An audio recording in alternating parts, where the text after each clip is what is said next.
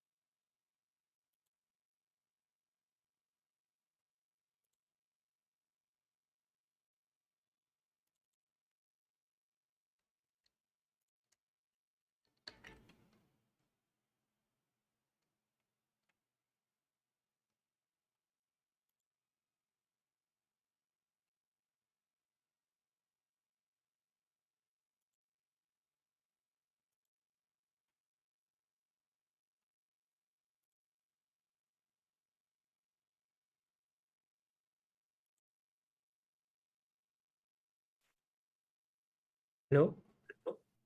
Hi. Yeah, one second. Vishy, just a second.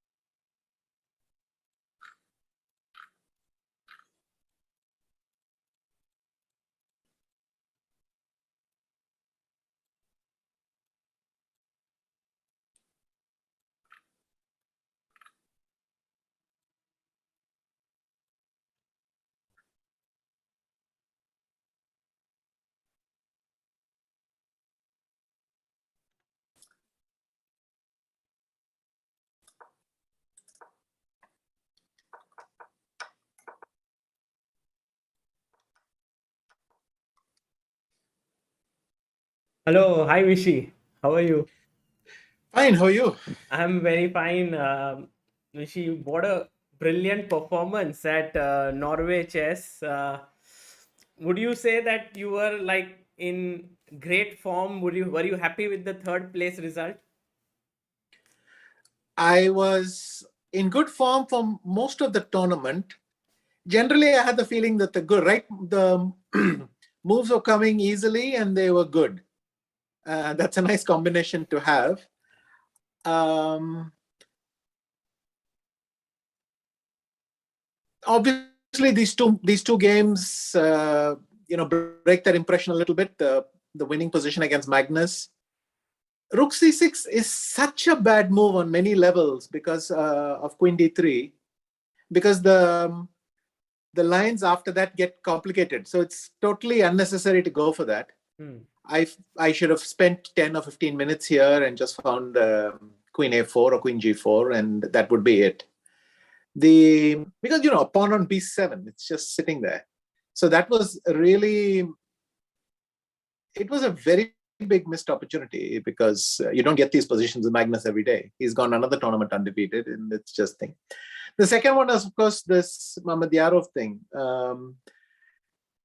It was a strange series of events where I played Bishop d2 thinking I'm now opening the file. Hopefully I can exchange it, because I understood I was not better in any way and it was time to close it out. And Bishop d2 started a chain of events that after knight g6, even if I don't play queen b5, queen f3 is a threat. Yeah. I have to step away. So Bishop d2 is such a bad mistake, but it looks so innocent. It doesn't look like it can be a mistake. And these two moments, broke that impression a bit. But for the rest of the tournament, it felt very comfortable. Yes.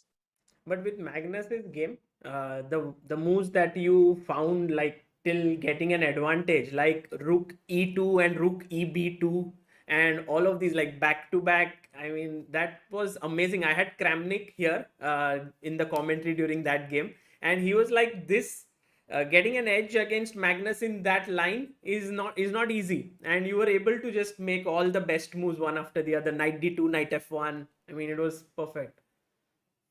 Yes, exactly. I mean, knight f1, and then I had seen that he could not take on d5 because of this line. he has three bad choices after that. One is knight a7, the knight is bad. Second is knight a5, the knight is bad. Third is knight b8, it loses a pawn. So I thought it can't do it. And then when he did it, I was surprised. But I was thinking very clearly at that point. But at the end, my technique just let me down. I played a very high-level game. It's just I didn't get the point for it. That's all. And then, I mean, it seemed like the flow was not on your side, but coming back in Armageddon and winning, I think it was really tremendous. Did you also feel that that was very impressive? Yes, in general, my play in the Armageddon this time surprised me because I did not. I thought it'll be much more mixed. At the beginning of the tournament, opinion was split whether black is better or white is better. I think by the end of the tournament, the people knew how to play with black. So black was scoring higher. Yeah, exactly. But at the beginning, it was the other way around. And it's still dangerous for black because you can run out of time and then you can start to make mistakes. But of course, having two results is a nice thing. Right. But yes, my Armageddon in the entire tournament, and especially against Magnus, I think to be able to come up with some very nice moves. Bishop takes d5 and a couple of things, very short of time. Yeah. That was high level. I was proud of that. Amazing. Yeah. And also g6 and then kind of figuring it out. G6 was not strictly necessary. I should probably play queen e3, but I got tempted with g5, knight g6, and then some g7 and put something on the last d8 or something like that. I got a bit excited, to be honest. It was nice of him to play fg6. I think he had some other move which would have complicated a bit. But I got carried away with g6. Right. And this game against MVL, first round, the move that really was amazing, and I don't know if you have that same opinion about that move, is h3 that you played. Did you play it just easily? Because I felt, I mean, even if you put it in the engine, it shows like that's the only move to get a huge advantage. Hang on, I'll have to pull up the game. I have it here. Okay. This moment, and I mean, you played here h3, and I don't know, I just felt like no other move gives you this advantage. Like rook c2 doesn't give it, and somehow rook c2, I ran into knight d3. Is that right? But later on, I realized I can play knight g3 anyway. Yeah, here I think knight, there's d7 and that wins somehow. Oh, and then knight e1, d8 and it wins somehow. Because you come back to d4 check and your rook is defended. Okay. But I don't know then what I didn't like after rook c2. But I spent a lot of time here trying to find the exact move. But the main thing is that with the knight on e2, he will run out of checks instantly. I mean, there is no perpetual at all. And h3 was not very difficult because also f4, then you don't have knight g4. So there was quite some advantages to h3. It came quite difficult to me. Keeps this g5 square open. Like if you play f4. That is very important because the rook d8 and queen g5. Exactly. Yeah, exactly. That was another thing. Yeah. Yeah, that was very cool. And I think this game was very amazing and high quality. Also, the one with Topalov that you won in this, were you surprised like that, Veselin got an advantage with this queen b5 and I think white was pawn up, or did you always feel comfortable in that position? Both. I think I have good compensation anyway, but I must say the computer says white is just better, and it seems that I misplayed something. I thought queen b5 is his only move not to lose, but it seems to be also playing for an advantage, and that I kind of didn't catch on. I thought I must be easily equal. Then the lines were quite difficult because he found a lot of very good moves later on. Yeah. And then he also made some strange moves. For instance, I was very worried about bishop e7 here. No, not where's the move? What did he play? Rook a1. Yeah, rook a1. Yeah, rook a1. I was worried about rook a1. Oh, you saw and then I was going to make a waiting move because I didn't see anything better. And in fact, later on, Gusti said h6 was playable. But the beauty is that after rook b3, bishop e7, queen e7, knight d4, I can no longer save the game. Right. Because of rook b6, a5. Yes. and this is turning out badly for me. But he didn't find this, and then afterwards, I think he put his knight on d2 in a position where I expected him to do something more active. Hang on. Yeah, I think he started playing some. What did he play instead of rook?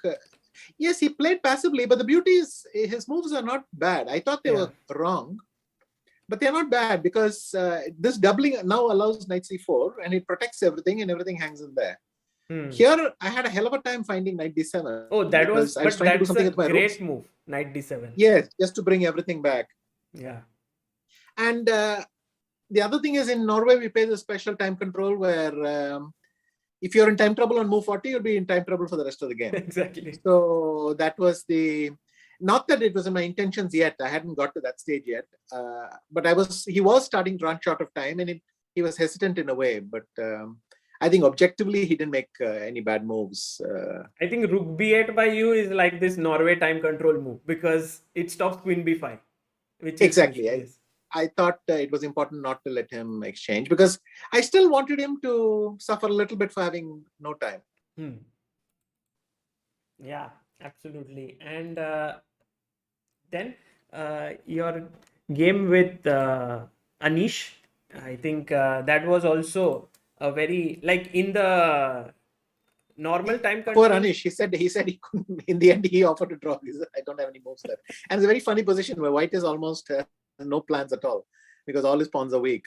But sometimes this happens in blitz, and it happens easier with white because you charge in and then you've done something from which you cannot recover. Whereas with black, again, you're playing for two results. But sure, it was a nice. I think the moves bishop e4 and also knight d7. I think, knight c5, bishop e4, knight c5, all that worked out perfectly. Yes. And then a5, knight b4. Yes. And that was helpful as well, just to eliminate the knights also. Yeah, in the end, it was a very nice scene where both of you were, smiling or, just laughing after he offered a draw. It was very funny. And regarding this game with Rajabov, how easy or difficult was it to find the move knight takes e5? Not very difficult. I've seen the idea. But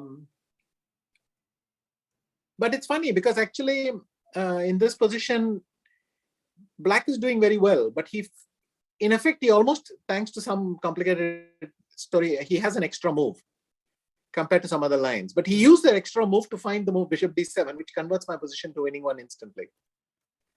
If he had played f6 or king h8, it's just a normal game. Not king h8 because same 95 works, but let's say f6. Yeah, blocking that diagonal. Yeah, you basically need to build your wall, your d6, e5, f6 wall, and then you're completely fine. But he just did it one move too early and then without playing f6, and then it crashes through. Yeah. And with Mamed Yaro in this game, you spoke about that a bit. Did you, was it your feeling like, I don't want to sit here any longer and that's why you resigned, or you just thought he will find it anyway? Because he said he had not seen it till that point. That was a bit annoying. So definitely my resignation was a mistake. Probably I couldn't have sat there either. I was too tense. But there was one line which was possible, which was for me to make the moves, put that on the score sheet and just walk to the players around and make myself a cup of tea and sit there for a while. But I was not thinking also. I was just, my head was spinning with this stupidity. And then I couldn't bear to sit there. And then I just thought he will come and look at me with surprise and take it. Because Anish had seen it, and I think Taimur had seen it, and so it was a bit ridiculous, I thought. But surprisingly, he hadn't seen it, and we had this strange conversation where I said, he said, "What is happening? What are you doing?" Because I was doing something in my score sheet. I said, "I resign." He said, "Why you resign? Why you resign?" You know, there's Mamed, the voice. So, "Why you resign? Why you resign?" then it's irritating when you have to explain to your opponent why you're resigning to him as well. But I think it's 50-50 because sometimes he would sit there and maybe he just finds it. So after 5 minutes, he would sit there. But sometimes you blitz a move without thinking, and I might have escaped. Actually, it was second crucial blunder. One blunder was playing Queen b5. The second blunder was to resign. So I lost the game twice. But then you played with Aryan next day. And one thing which I really was amazed is that in order to win the tournament, you had to kind of try to win the classical game, but the position was not better or anything. So how easy was it for you to play this move, knight c3, knight d4, and then just draw that position? I didn't evaluate the position as better for black if I don't do this. So then you have to do this. There's no point playing a worse position because Aryan is strong enough to beat you, and then it's not a confusing position because White's play is very simple. If he can play Queen E2, and one of the reasons he can't play Queen E2 is because of Knight C3. But if he can play Queen E2, Rook D1, Queen F3, all these moves, then Black is going to suffer a lot. So I didn't make sense for me to. This way, if Mehmed lost, I could still be joined second, and I'm clinching third. So why? I mean, not clinching third. I still have to win the Armageddon, but at least that is happening. So why throw that away? Yeah. And then in the Armageddon, I think it was also another very nice performance. Although at some point he got an advantage, but I think he could. I was still very shaky, and I think both the classical game and the Armageddon, I was still, I think, post Mamadiyarov, my head was not clear. So altogether, I was quite relieved the tournament was over at that point because I thought it's good to stop playing now.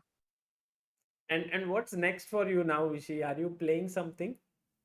I will play in Lyon next month, and then I will play in Dortmund, and I will visit Biel for a thing, and then I'll come back. Okay, so you have like 2 events to play, and in Dortmund it would be no castling chess, so that will also be interesting. Exactly. Yeah, and lastly, I want to ask you, like, did you feel that when this event started, that it would be tougher than playing Rapid and Blitz that you played in Superbet because this was classical, and did you or you thought that more time is better? I was scared before both tournaments started. And after they went well, I felt much better. So before the Rapid and Blitz, I thought, oh my God, how am I going to play Rapid and Blitz? And then before the Classical, I thought, how am I going to play Classical? But it worked out. And you actually reached world top 10 rankings also. Now at some point. Don't remind me. I would have. I would still have been 10th as I calculated if I had not lost this game. So. Yeah, but it was amazing, Vishy. Everyone was in awe of the way you played. All the viewers, all the players, and everyone who saw your game. So huge congratulations for this amazing performance. Thanks a lot, sir. Thank you, Vishy, for your time. Bye. Bye.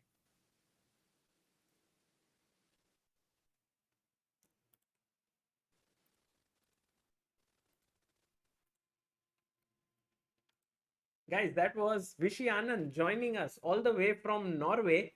And what a tournament he played. It was spectacular. And just tremendous the way he played his moves and everything.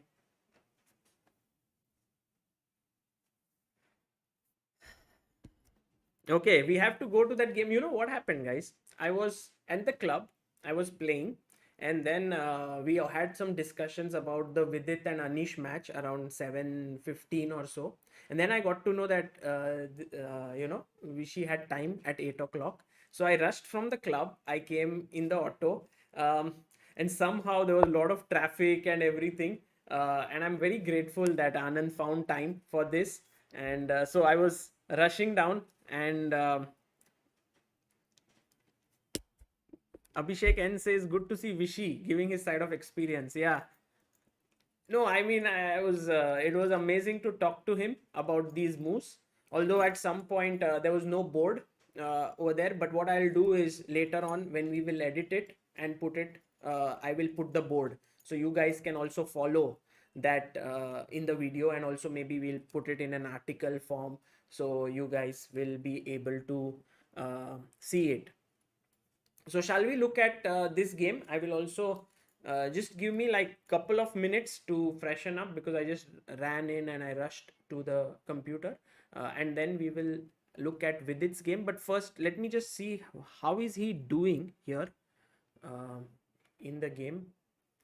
How is Vidit?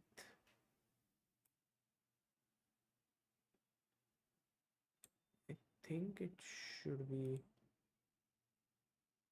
Come on. Yep. Okay, Vidit Shankland is here. Okay, it's roundabout even this position. And what about Hari Krishna's game? Just let me get Shankland with it is around equal. And I'll get. Oh, Maghsoodloo Hari Krishna. What a game today. What an amazing game.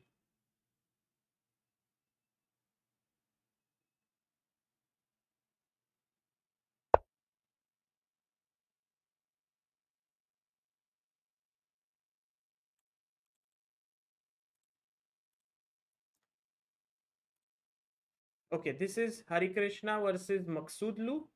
Hari Krishna is slightly worse here, or maybe it's around equal. It was Slav, and white has a lot of space. So we'll look at the games in detail. And also Vidit versus Shankland has been around equal. So this is round about even.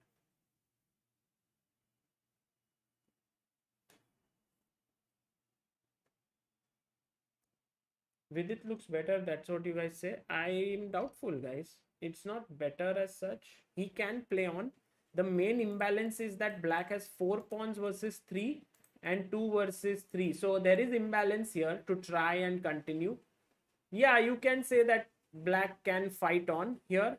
Like rook d8 is one move. Was Vidit better at some point or what? How did it go? There was this d5 takes d4.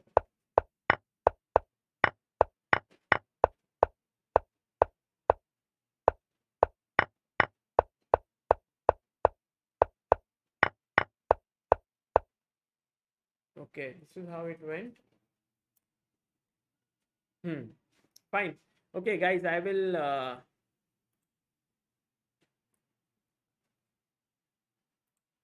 just come back in a second, like just in a couple of minutes, and then we will continue. Yeah, is that fine? Let me just see the chat. Can I see you guys?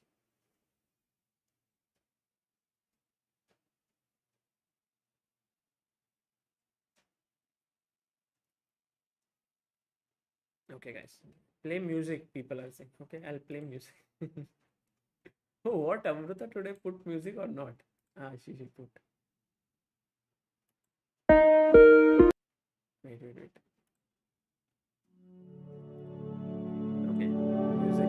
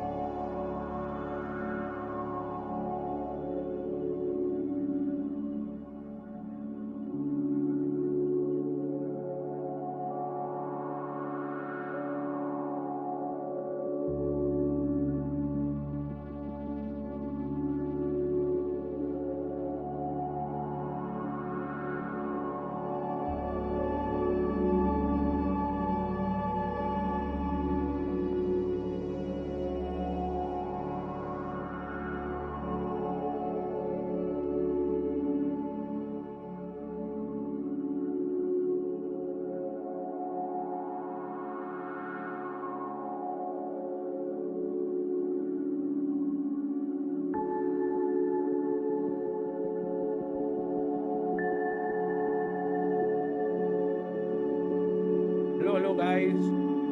Welcome. Let me switch off this music which you all love so much. Let me bring myself on the screen which you also love so. Okay, here I am, guys, and very interesting game going on between Vidit and Shankland and Harikrishna Maghsoodloo. We are going to look at both the games carefully. So, shall we look at first Vidit's game? And I also want to see the chat and first see how are you all doing.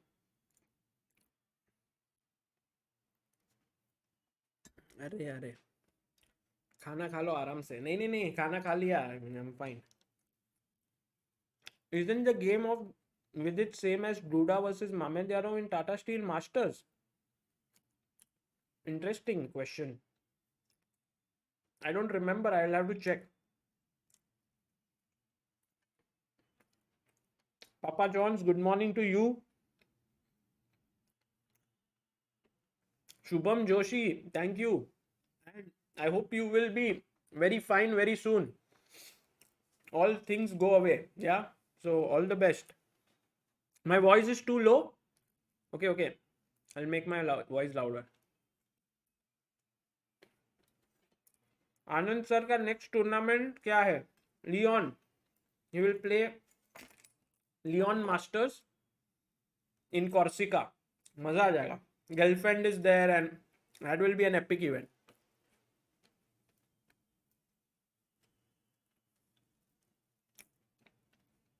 So, Vidit was black. E4, C5, Knight F3, E6. C3 played by Shankland. D5, ED, Queen D5, D4, Knight F6, Knight A3.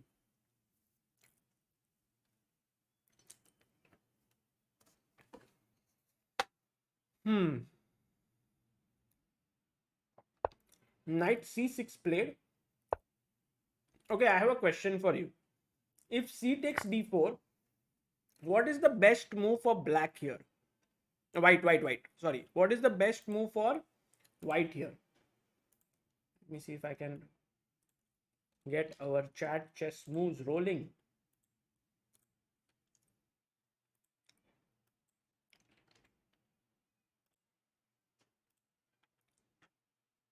Yep, it's working. Sorry.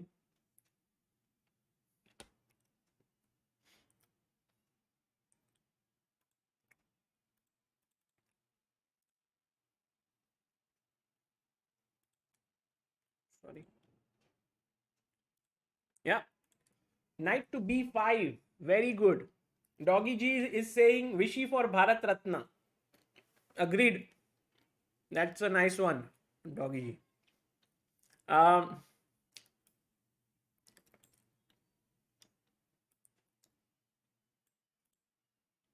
Knight B5 is the correct move, and the people who have given this as the answer is Rishi Sarda, Akshay Kumar, account number 2, Harshit Sahani, Mandar Chinapurkar, Sanjay Study, and Anirudh. Well done, guys.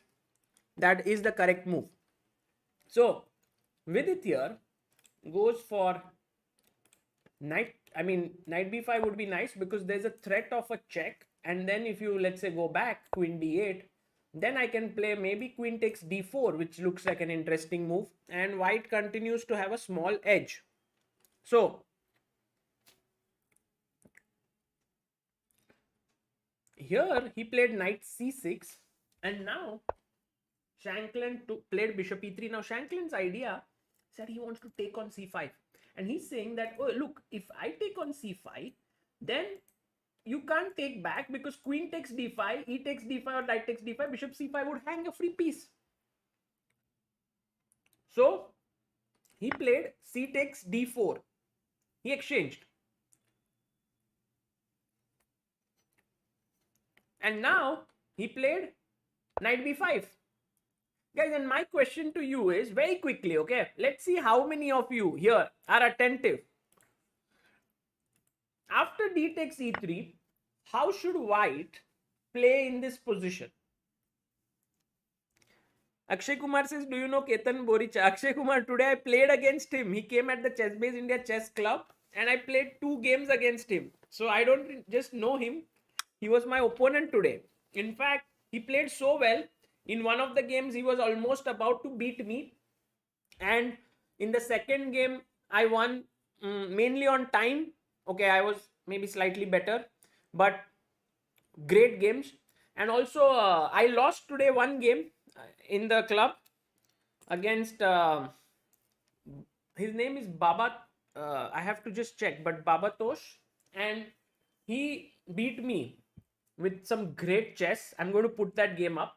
Generally, people say, "Arey Sagar bhai, kitta haroge?" when I put the games, but I usually put my lost games as a priority because that is where my opponents have played something truly spectacular.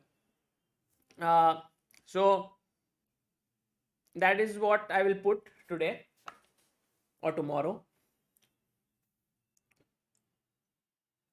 Let me just check. Yes, knight to c7 is the correct move. Fantastic job done by Sendil Nathan, Pranay Akula, Dibin John, Muniyandi, account number 2, Chinmay Mishra, Amay Bhujbal, Priyanshu Banwal, Creative Gamer, and Prabhas Chaudhary. Nice, guys. Well done. So knight, he cannot take d takes e3. So he played queen d7 here. Now this is typical Vidit prep, I believe. Vidit comes back, or maybe he thought it over the board. He has seen this concept. Then don't put the queen back on d7, d8. Put it on d7. It has its advantages. We'll figure out what. Knight d4. He went bishop e7. And here you can see the biggest advantage of putting the queen on d7. Which is, can anyone tell me? Manish Dubey says, how's I am Nubair according to you? I am Nubair is very close to being a GM. Very strong player. And he will be a GM very soon. Yes, Pranay Akula, you are right. C6 knight. Sendil Nathan, absolutely. Take on c6. Queen takes c6. And that is the point of not keeping the queen on d8. That you can take on c6. So you see, some move which might seem a little bit illogical actually has good logic behind it. Knight takes c6, queen takes c6, knight e5 played. Okay, interesting. Now I'll play queen c7 always. Oh, he got queen e4.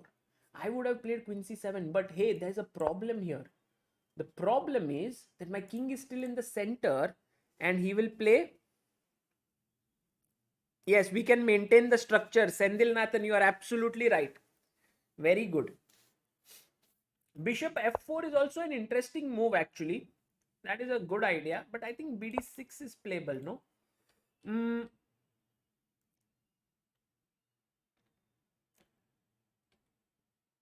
Bishop b5 check is the move that can create. Absolutely, guys. You guys are perfect. I think I might have to go knight d7. And then bishop f4, a6. This gets very nasty, you know, this position like knight g6 and all. So I don't think that this will be something that Vidit wanted to go into. So he plays queen e3. Okay. Now check diya to. Oh, check was given. Oh, Vidit goes for the only move now, king f8. So you have lost your castling rights, but the knight is attacked. And if the knight moves back, knight f3, which happened in the game, Vidit had a smart move up his sleeve. What was that move, guys? What was the move that Vidit played here? This is very important. If you play normally, you have lost castling rights. So you can't play it that way.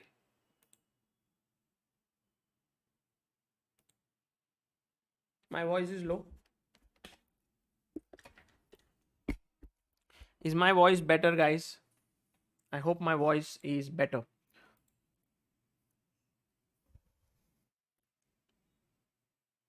Yeah, या right, सही जवाब, बहुत सारे लोगों ने सही जवाब दिया है यहाँ पर. The right answer is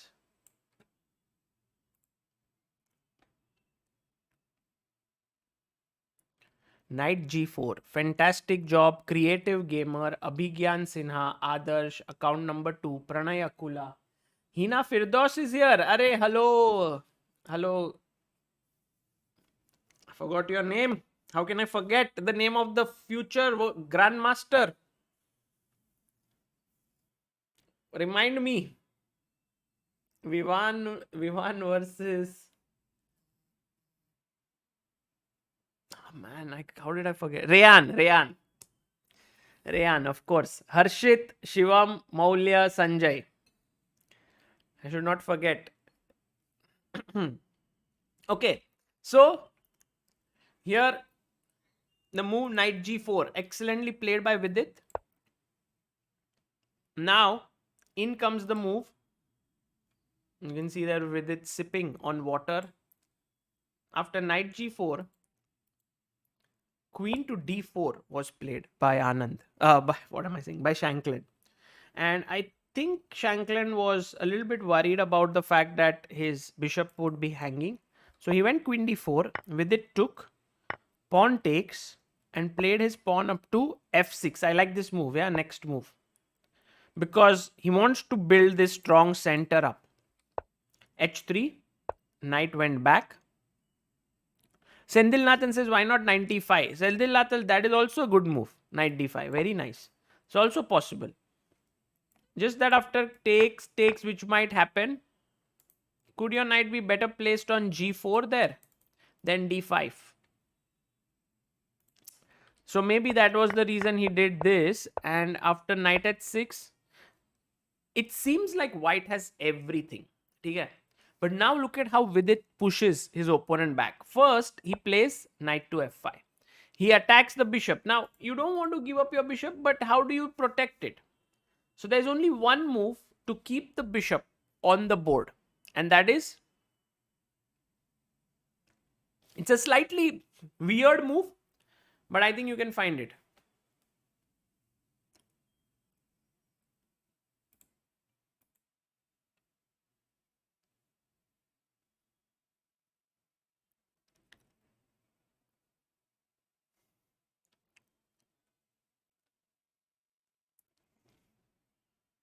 Yes, bishop c5, very good. Because if I take, then of course rook d8 and game over. We don't want that to happen. So that's the reason why he went king f7. It's a cool move, and now the piece is hanging here on c5. So he took king takes, rook h e1. And I really liked with its next move e5. Building up the strong center. Bishop a4. One DVD, or I can say a Fritz trainer. It's not a DVD. It's basically a downloadable file now that I will highly recommend to anyone is Power Play Volume 5. It's on Pons and it discusses exactly this. 4-2 versus 3-3. This structure and who is better when. And it is so beautifully done by Daniel King. I love it. Just have a look at it, guys. Whenever it would be your best 1,000 rupees spent whenever you do it. Because he explains it with some great games. Okay, anyway, we will learn it right now also. So, bishop a4, he went rook d8, and now with it, ek by ek. So, imagine it's a gang war. Okay, white gang has 4 members very actively, coming for the fight. Black has 2 members, and also this member is very weak. He's standing like this. So what he does is, if you imagine 4 people, he's saying to that one guy, can you come inside 1 minute? I want to talk to you. So rook d8, ek jan ko, let's take one person at a time out of the game. Because then what will happen is, this king keeps growing in strength, because in the center the king would be very good. Okay, So take here,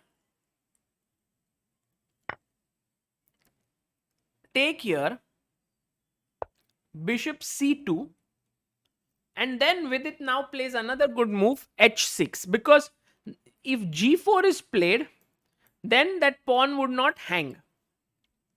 Knight d2 played, and bishop d7 played by Vidit. Okay, interesting move.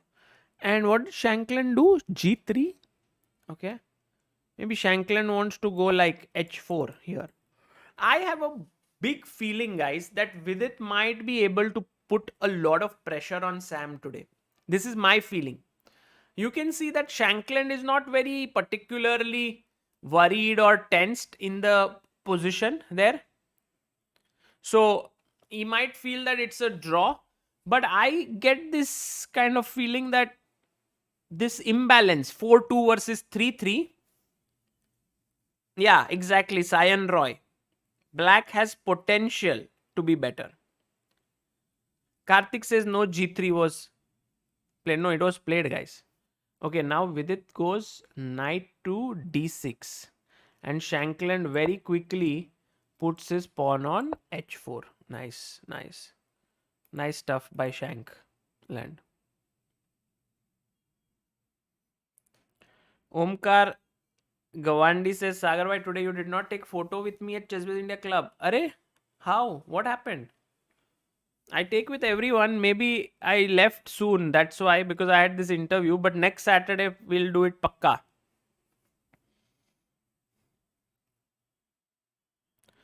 So h4, and look at this structure. Okay. And maybe Shankland wants to go h5 at the right moment and fix these pawns, because this is where Vidit's majority is.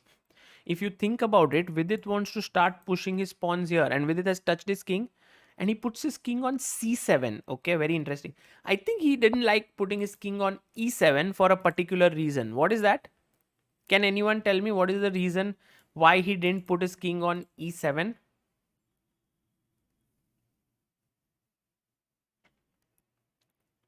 Sagar, is the CB shop going to be restocked soon? Yes, the books are on their way, Ashwin. So it should be here by July mid. It usually takes 1.5 to 2 months to reach. So by July, it should be here. Akshay Kumar says, I was planning to come today, Sagar, but my tuition teacher stopped me. Okay, next time, please do come. F4 is the move. Absolutely right. Excellent move. So that is the reason why Vidit did not go and put his king there. He put his king on c7. And now Shankland, what is the time situation on the clock? 26 minutes and 25. So time is not a big factor, because after 40 moves, you get half an hour.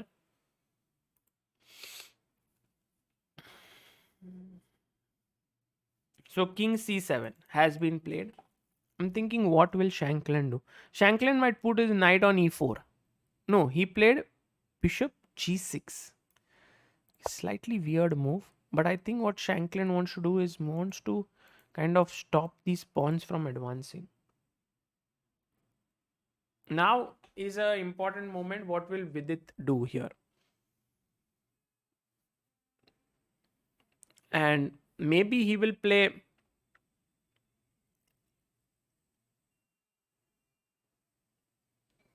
bishop e8 and unblock his pawns. I mean, it depends on Vidit's ambition today. He has had 2 draws and 1 loss. He's on 1 point in the tournament. So he might want to win. But also at the same time, his opponent is very strong and the position is around equal. So it's not so easy to play. Activate the rook on a8, but where? Rook d8? Possible, good move. Bishop e8, possible, good move. Bishop c6 also looks pretty good, I think. Just putting the bishop here. But here maybe black gets what he wants. White gets what he wants. F4. And if I take, then the rook swoops in.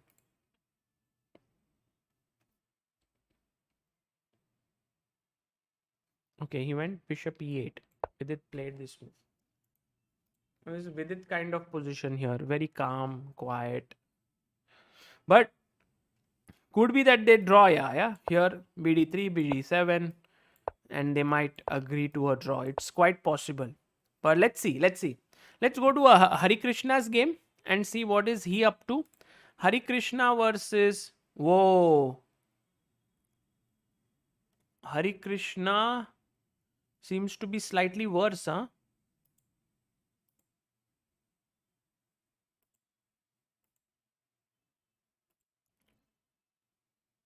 Shankland moves his bishop back. But let's have Harikrishna's cams on the board.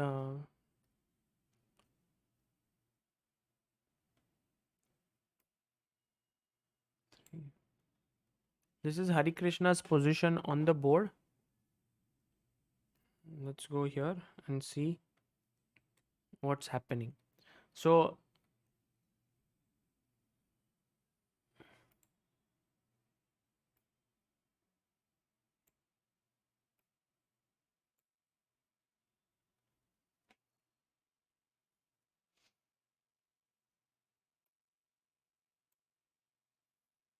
okay, there we have Hari drinking water.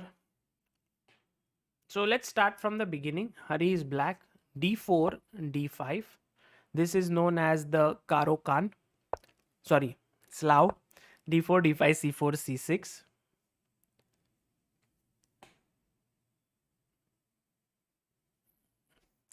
Atanu Sarkar says Vidit seems to be out of form lately. Soumya Tanya mentioned that in the training camps, VD is always the sharpest and always quick to find the moves. What's going wrong in games, Sagar bhai? See, I think first of all, Vidit, the game he lost in the first round over here, right? He lost one game to Harikrishna. That was a very sharp game, and that is his. I mean, it's not his playing style to play sharp. That was a very interesting position, and Hari played very well that game. And two games have been drawn with solid play. Like game number 2, if you see, he got a draw without even having to extend anything with black pieces, which is always good. And then in game number 3, he tried, but actually it was drawn. Vallejo defended well. And today he's also trying. So I would say it's too soon to say that he's out of form yet. But yeah, it can be said that if at the end of the tournament here he has no wins and all of that, then maybe we can talk. But right now there are 6 more rounds to go. So let's look at this tournament and see how it progresses. Knight f3, knight f6,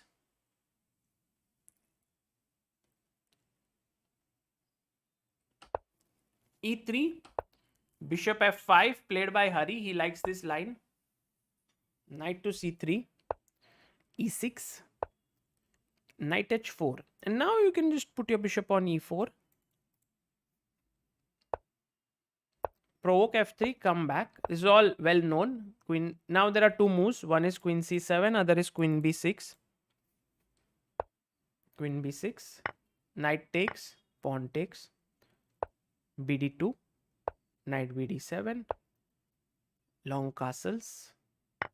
Take on b3, ab3, bishop b4. So seems like around an equal position here. But look at how Maghsoodloo does now. King c2 first. What is the imbalances? What are the imbalances here in the position, guys? Can you tell me? What are the imbalances in this position?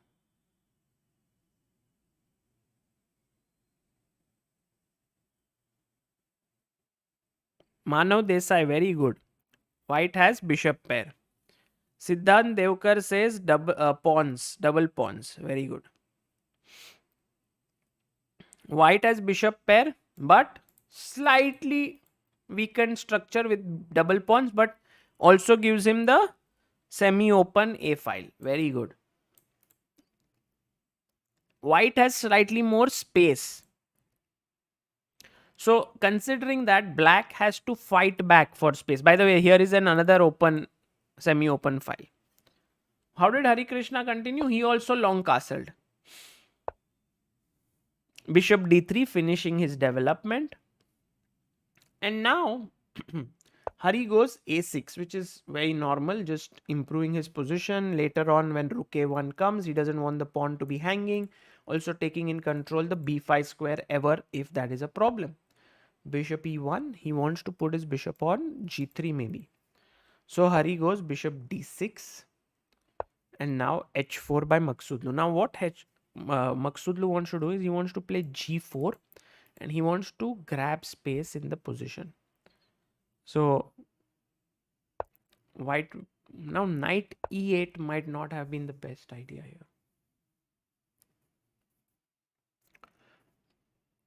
It was possible to play g5, but you can't take.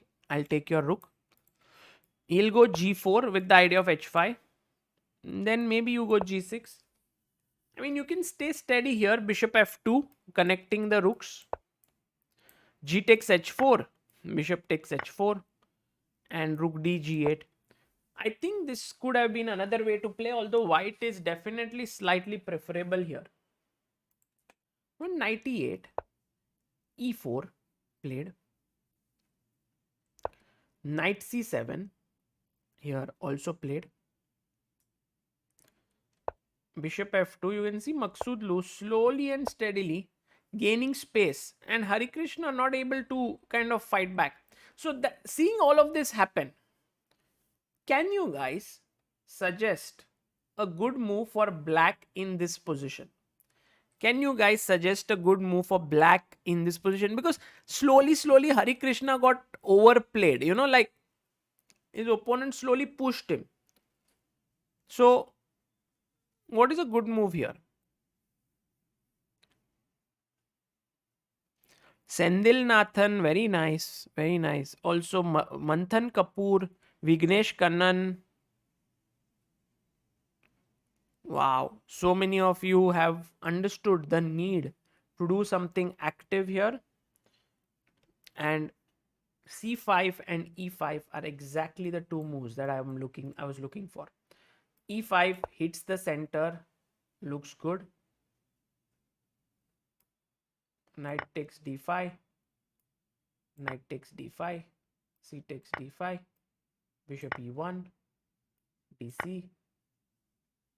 Could be something like this, very sharp. Could happen, and Hari might not have liked it, but c5 definitely very interesting and playable. I don't know why Hari would not have played this. Maybe he didn't like giving himself an isolated pawn like this.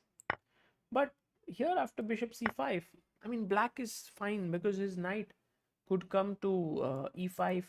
e3 pawn is weak. Also rook e8 with the idea of putting pressure on e3 looks dangerous.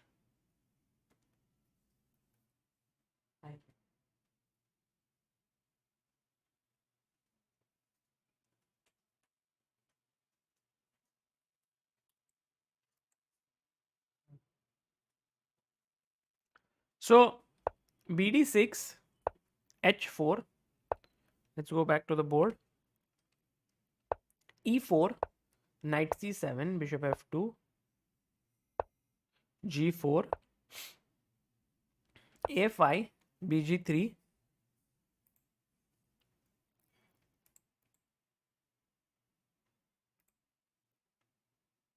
Now knight b8. Look at how Hari is trying to put his knight on the b4 square. Bishop e2, e5.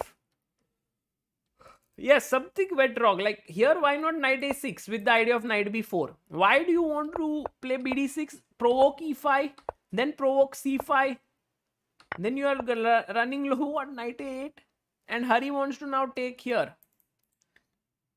And if knight a4, then maybe he wants to go king b7 and take it. But it does look a bit worrying here.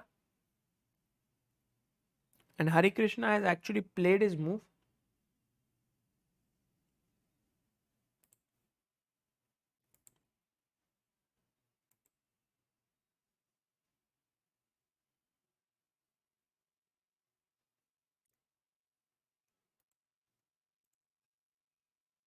I don't know what his move was.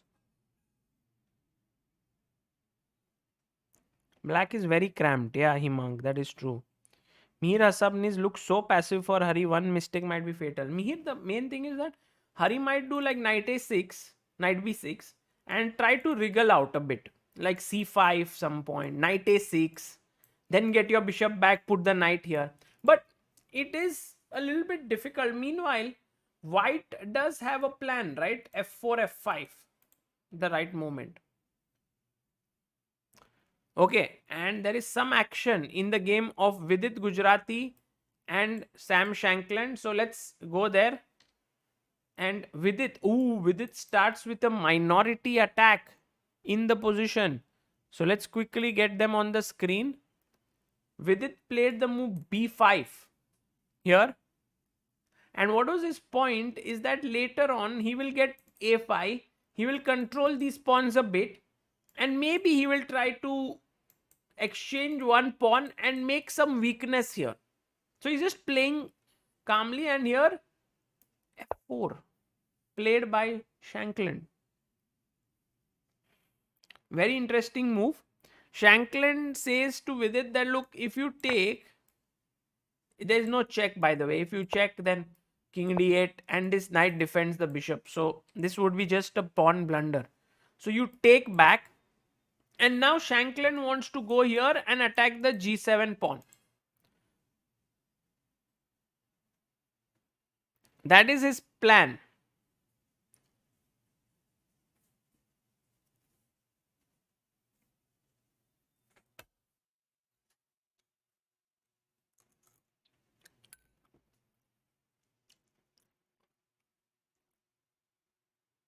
But not so clear as to how Vidit should play.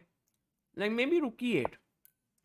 And if in such a position he exchanges the rooks, that is maybe small edge to black, around equal.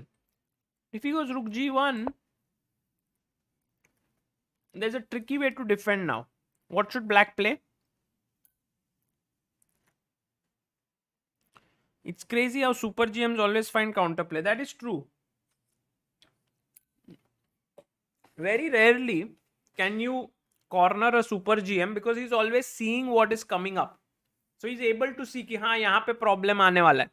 But Karpov used to do that many times. This is famous game Karpov Lottier. Beautiful game.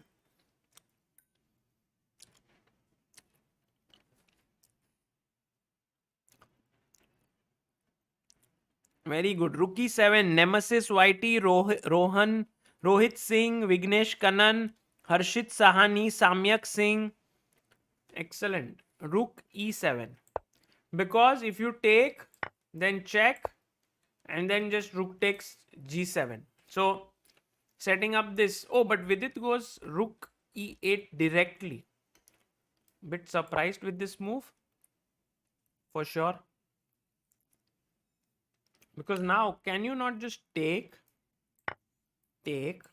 put your knight on e4. Let's say he takes here, then take it with the rook. Now this pawn is hanging.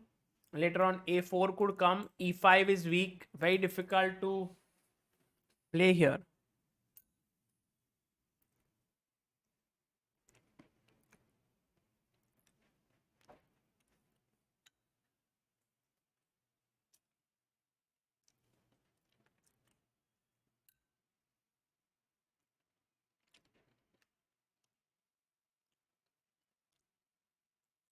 Yes, Bhavya Batra, he wants to create a passer, but that passer is not a very strong one.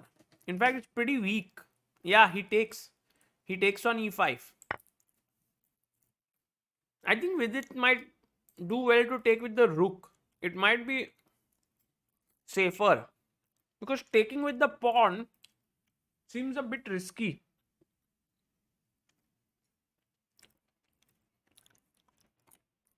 Some kid says, why not bishop a2? When?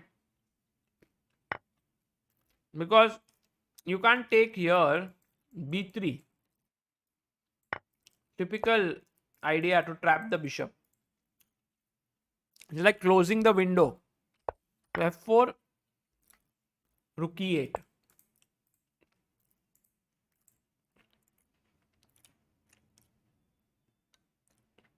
Mihir says, Sagar, compared to Vishy's peaks in his career, how would you rate his performance in GCT and Norway?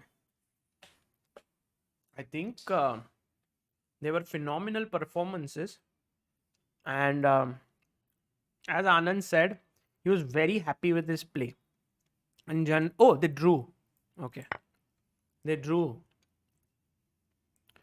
Yeah, I felt that Vidit didn't like his position.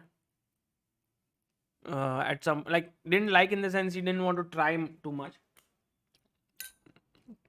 I also felt like after take,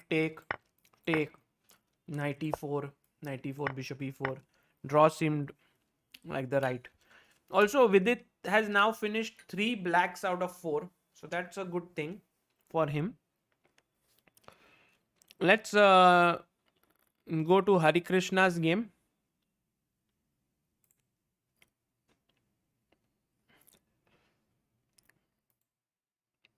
By the way, just to see, they sign the score sheet and just leave, and they keep the kings in the center. It's a draw.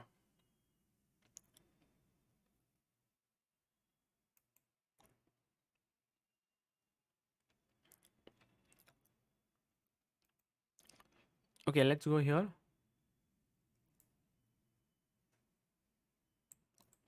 Let's see if Harikrishna manages to fight back here. Oh, what happened?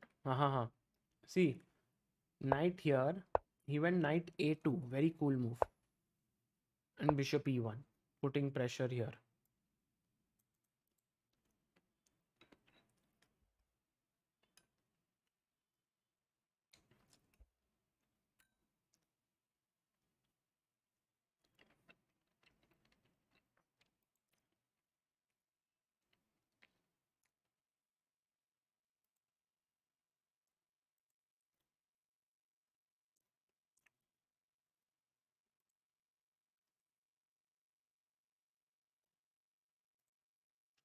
But now, guys, after king b7, isn't the a5 pawn hanging? Can he just not take it? I think Hari has in mind not to take back this pawn, which anyway he will win, but to take this pawn. And then he will take here. I think he should be better. Esipenko is losing to an FM. What? Wow.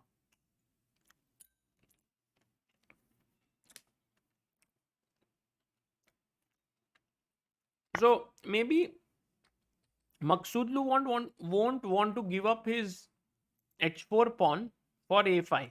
He'll be like, a5 is anyway weak. Why should I give up my h4 pawn?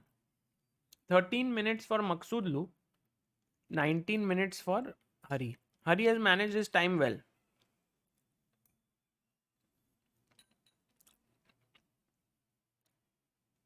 h5 I don't like, because takes, this could become a weakness. I think a better idea is f4. Let's say now I take on b6. I think you want to go f5.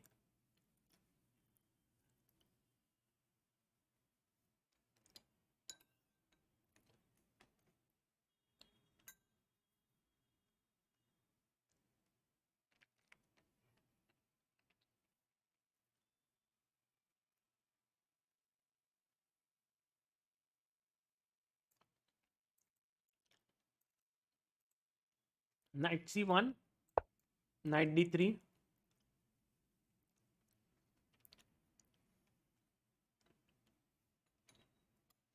Wow.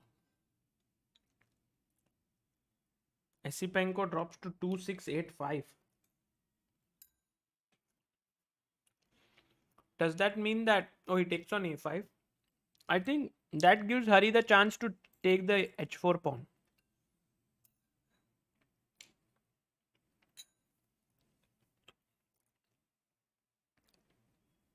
Not, he doesn't even take that. Hari simply goes c5.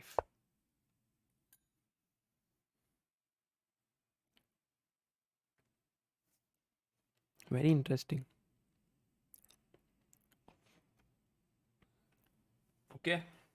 Suppose I take, you take, count the pawns. White is 2 pawns up, but of course he'll lose this.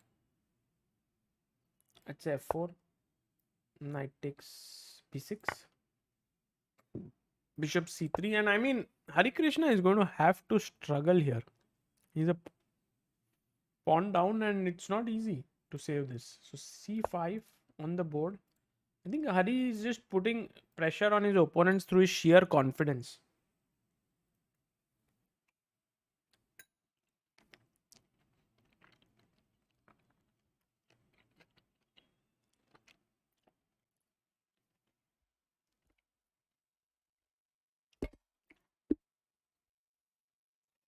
Mohit Ranjan Anand will play next in Corsica.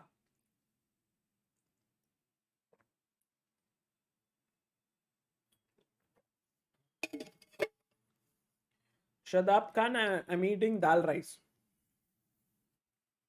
You want to see the standings? Okay, let me just try and pull up the standings.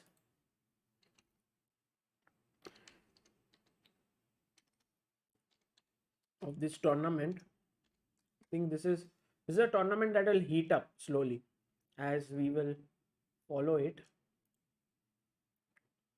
बहुत कुछ होगा and it'll be good fun to see it. Also some good quality games. Let's have a look at the standings. There you go. We have Quang Liem on 3 out of 4. Harikrishna on 2 out of 3. Nguyen Thai Dai 1 on 2.5 out of 4. Shankland on 2.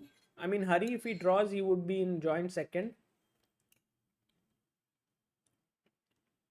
Vallejo Pons 1.5 out of 3. Vidit 1.5 out of 4. Baki sab out of 3 hai.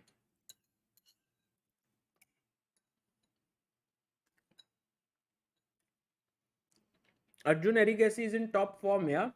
Did he win again at the French league? Nihal and Arjun are both playing there, right? We'll look at those games also. Let's have a look. 2700 Chess is such an awesome website. Esipenko is not 2, he's 2697 right now, not 2685, 2697.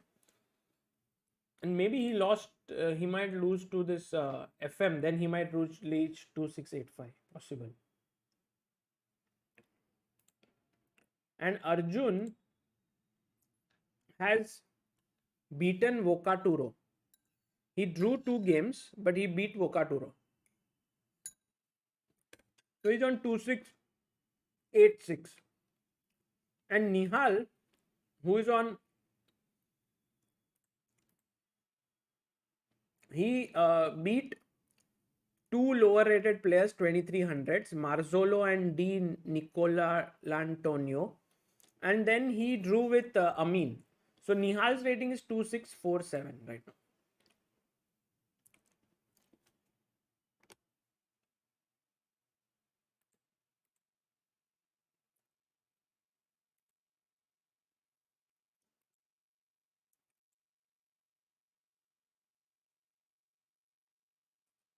C5 has been played by Harikrishna and Maghsoodloo is thinking. Maghsoodloo has 7 minutes 49 seconds. Yes, we will cover the candidates.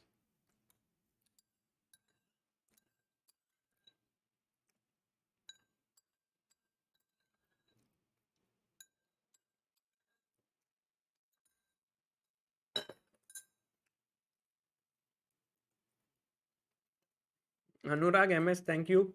India has an army of players waiting to reach 2700. Yeah, absolutely, Mihir. Thank you, Animesh. That's very nice to know.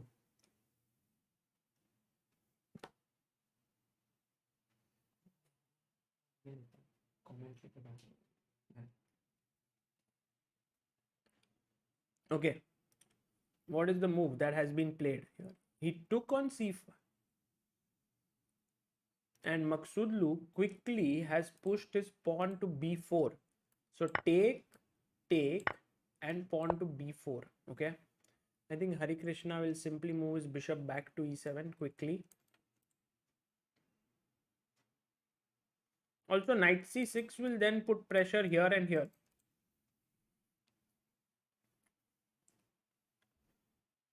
Sai Prasanna says Gukesh and Arjun are always like playing something and also give quality chess. Yeah, they are young, so they can play more. I do feel that age plays a role, guys. Saptak Sarkar says knight c6, kc6 or nc6. If you want the knight, it is nc6. If you say kc6, king will have to go.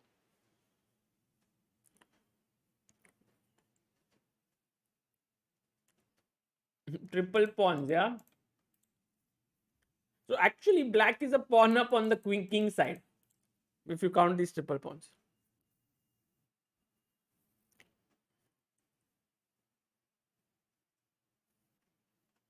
Will Nepo play under Russian flag in the candidates or FIDE won't allow?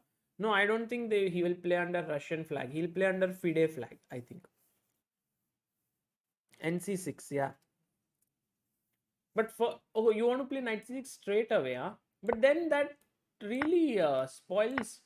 I mean, it improves the structure tremendously, right? b4. It's too strong.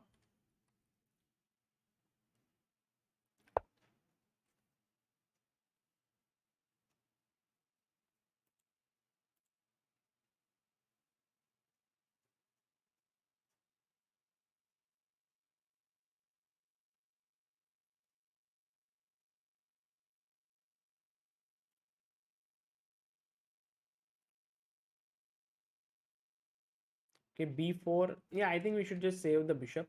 Bishop e7 looks right. Just move the bishop back. And then Maghsoodloo is losing this pawn, which can't be saved. I was thinking maybe will he go b5 further, push it ahead, then bring this here. But with bishop e7, he also hits this pawn. So maybe b4 was not the best move. And what is Hari Krishna actually thinking? Maybe is Hari thinking, can he put his bishop on f2? That might be his thought. Nikhil, I've done the recap already. Can you check it a little bit like back? Sheffin Matthew says, why is Prague not playing? Sheffin, Prague just won Norway Open yesterday. He has also pumped up his rating by some ELO. Prague has reached 2648. Nihal is 2647. 2648 for Prague.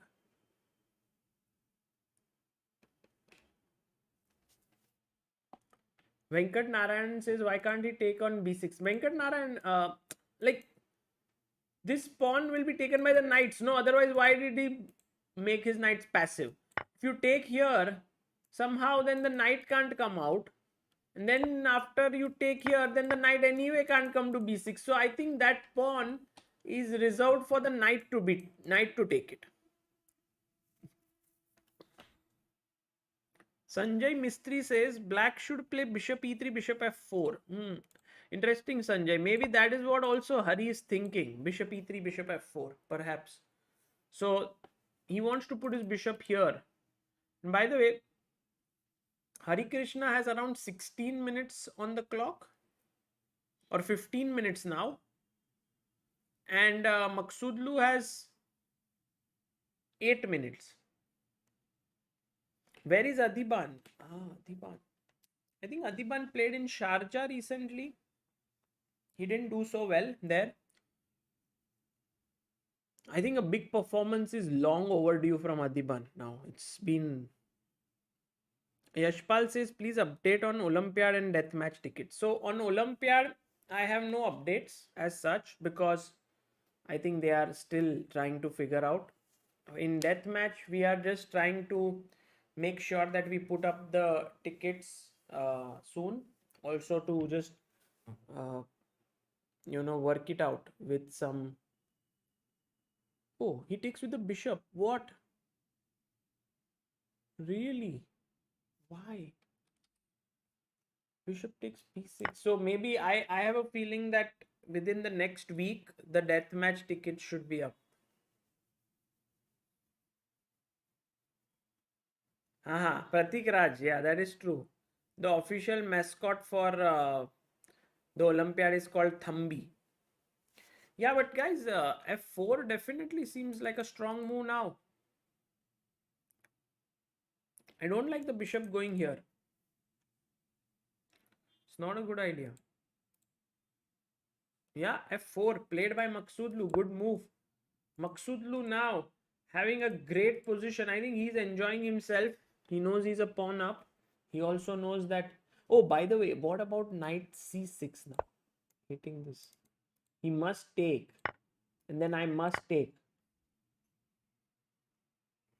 And it seems like this position could be around equal, but then b5. Put the pressure here with the bishop. Let's say you go knight a5. Now, what is an excellent prophylactic move here? White to play. Come on, guys.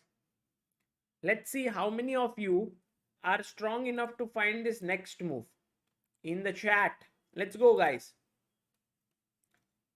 Oof. Giannis Kotlas. Dynamic Chess. Haig Telbelian. Chess Masters. Learn with PV. Oh, and Anish Giri in the chat. Hello, AG. I'm like, how many of you are strong enough to find the next move? And we have, for the first time ever on chat chess moves,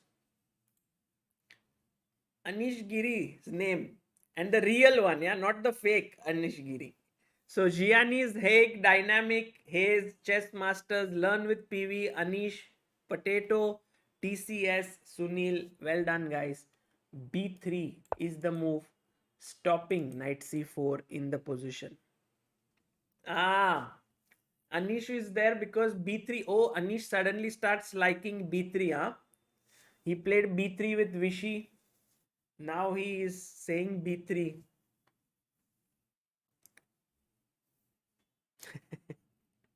we have, we have Sergey Karyakin suddenly in the chat. Someone made a fake account saying, "Hey Anish, give me the spot."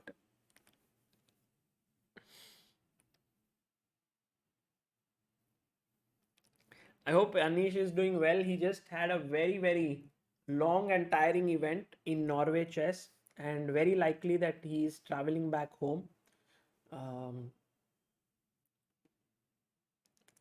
Anish Giri says it is an automated AG bot. I will always write in chat whenever B3 shows up. Nice. Nice. Anish will always write when B3 comes up. But guys, just to make it very clear that B3 was such a cool move because it stops knight C4. Many times you have this instinct that, oh, there is a piece, let me attack it.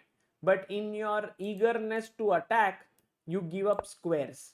And this is not what you want to do. And that's the reason why b3 is the correct move, stopping knight c4. And suddenly the knight is like, where should I go? What is my future? And so the king says, son, your future is that I will move away, and then you can come here and then here. So the knight is like, thank you so much, king, for giving me this opportunity. So he, white goes rook a1 and then knight b7, and then I was just going to think maybe b4 just kills all the knight's ambitions, but knight b4 even stronger, coming to c6.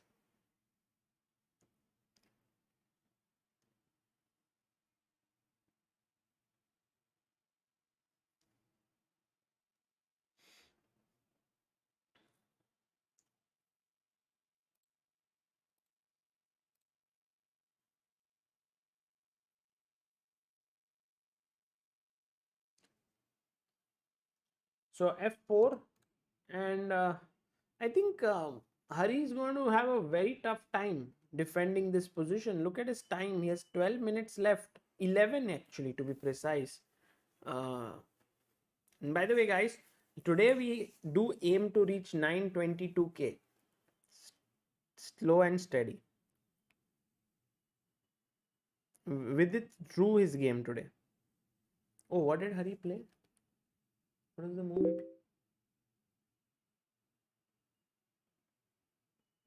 Oh, so quickly played by Maghsoodloo. Maghsoodloo is in full fire. Harikrishna played rook c8 check,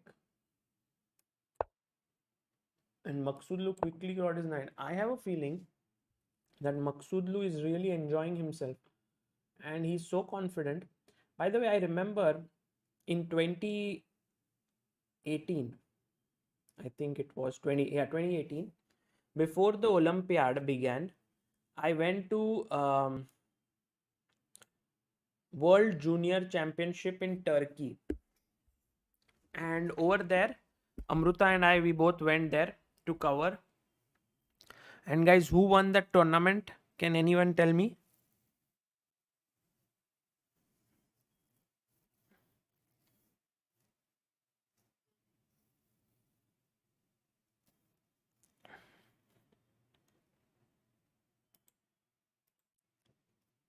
Yeah, Maghsoodloo won that tournament, and he won it with such a dominating performance. If my memory serves me right, he scored 9.5 out of 10 in the, and he won the tournament with one round to spare.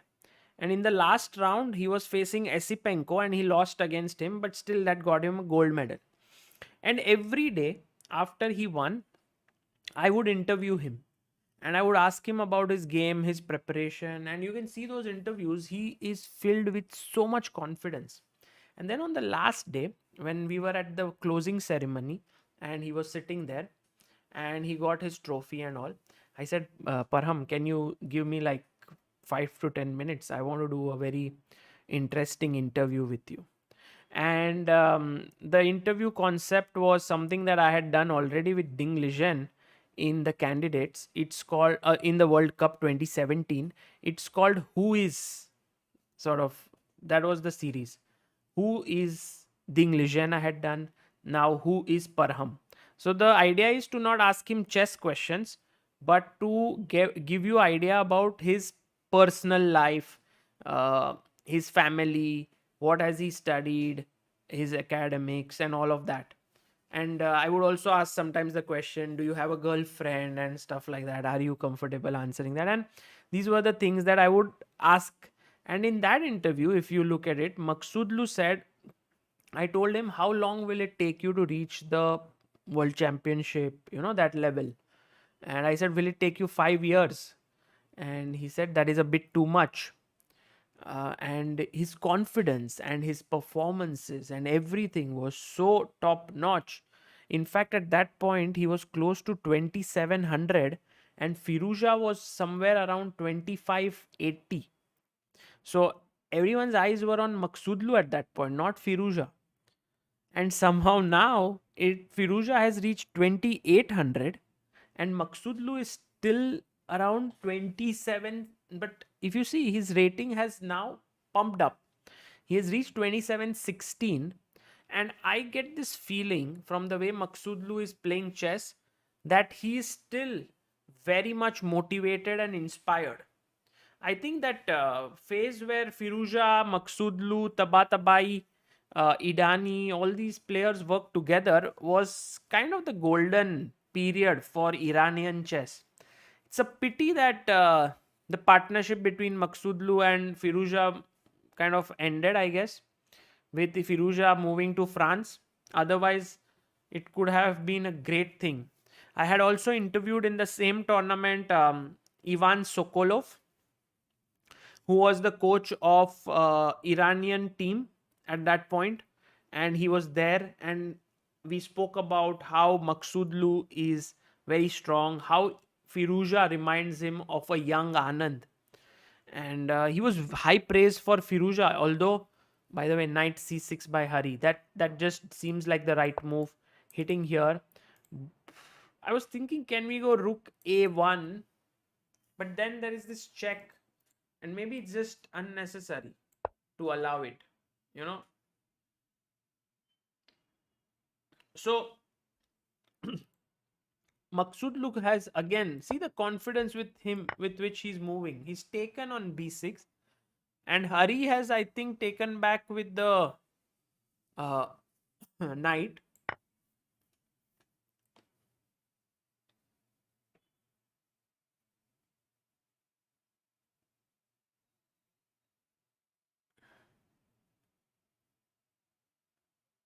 Why is Hari not playing d4 quickly? D4. You mean where? But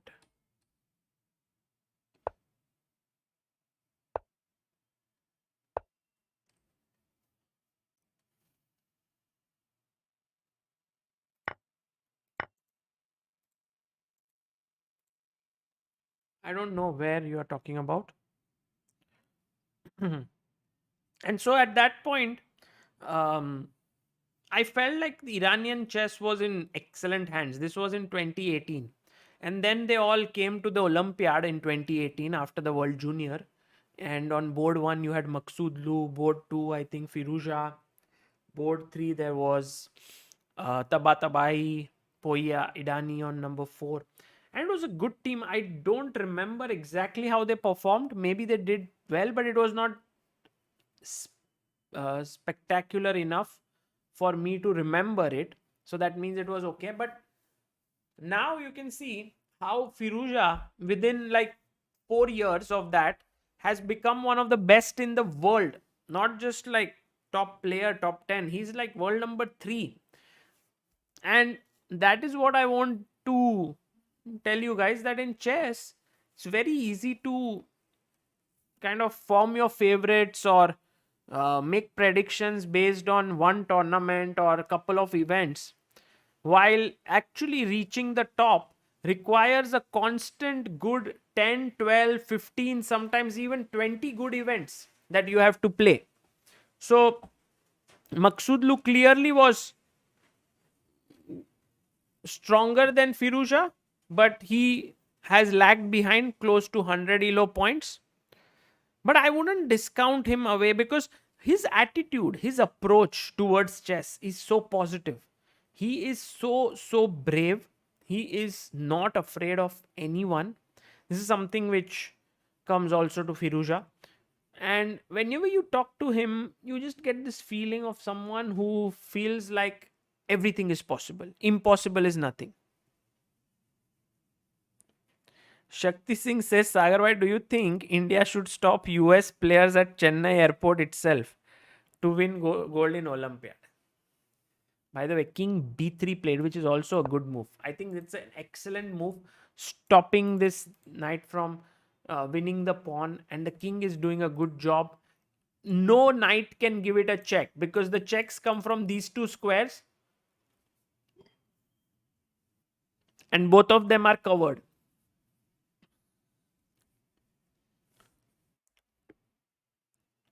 Yeah, Vishy is training Prague, Naveen KP, through Westbridge Anand Chess Academy. Um, yeah, so the question was, should India stop USA at their? I mean, okay, jokes apart, USA team does look strong for sure.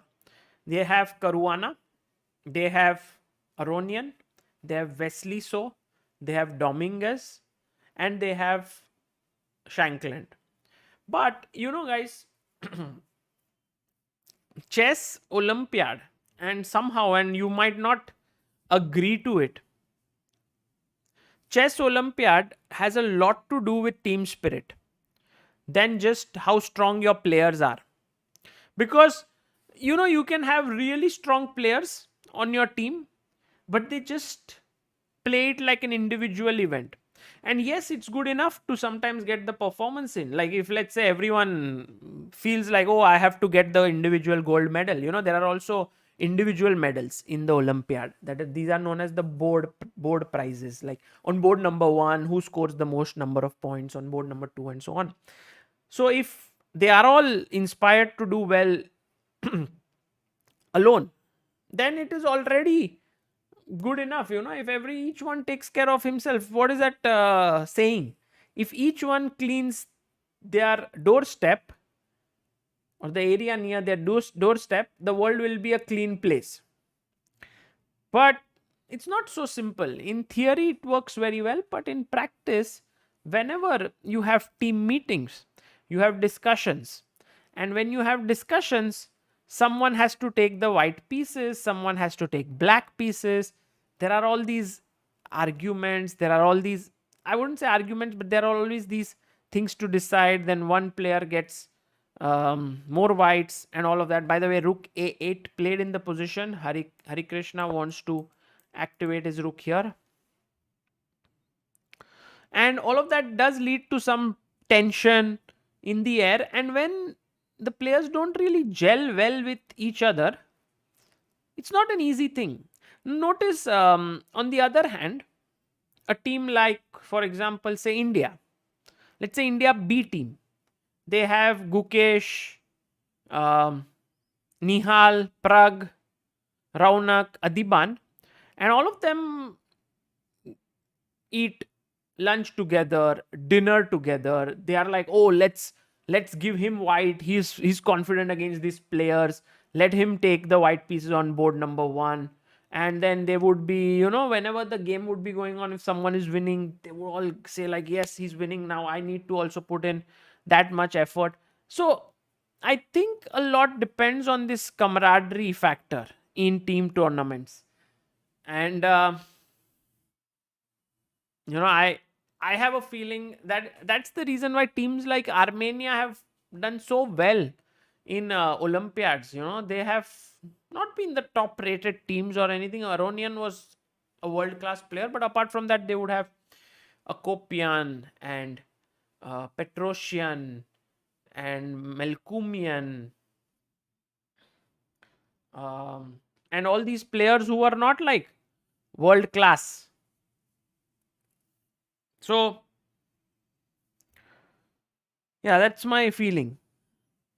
After defending check with knight, why not d4? Oh, d4 here, right? You are saying? I think d4 is just not working out because knight to b5 is a very powerful move.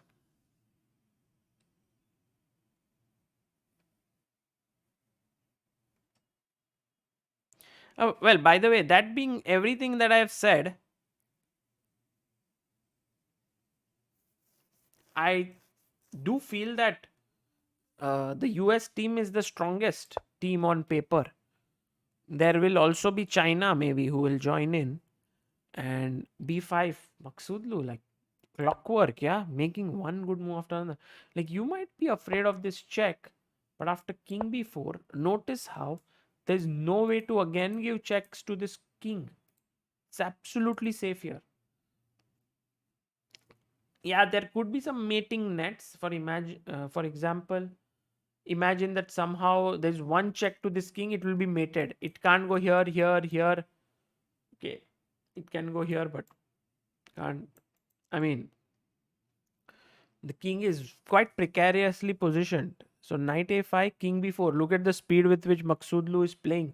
In fact, it seems like he's moved ahead on time over Harikrishna. 5 minutes 26 seconds. Harikrishna has 5 minutes 14 seconds. King b4 on the board. What does Harikrishna do now?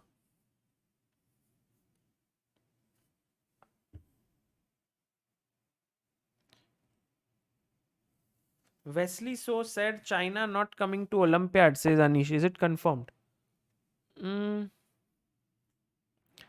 not sure. I will try to confirm, Anish.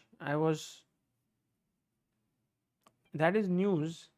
I mean, if 187 teams are playing, 180 teams played in Batumi Olympiad.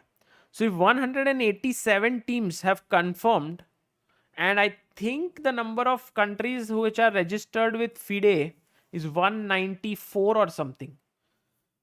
Well, that leaves 7 countries, but I was assuming that it might not be China. By the way, b3 played again, strong move by Maghsoodloo, hitting the knight. Where does the knight go? Knight has actually only one logical square left, which is to e3. And now you can see, guys, now you can see in full beauty how this king can be in trouble. For example, if you play the move rook d3, Why is this a blunder, guys? Try to figure out and find how does black win here. Black to play and win.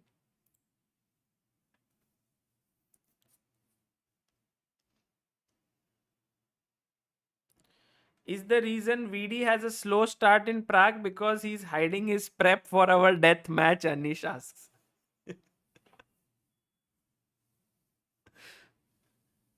I think, Anish, the main reason why VD has a slow start in Prague is because he is just thinking about the death match, nothing else. That is the most important thing in his life right now.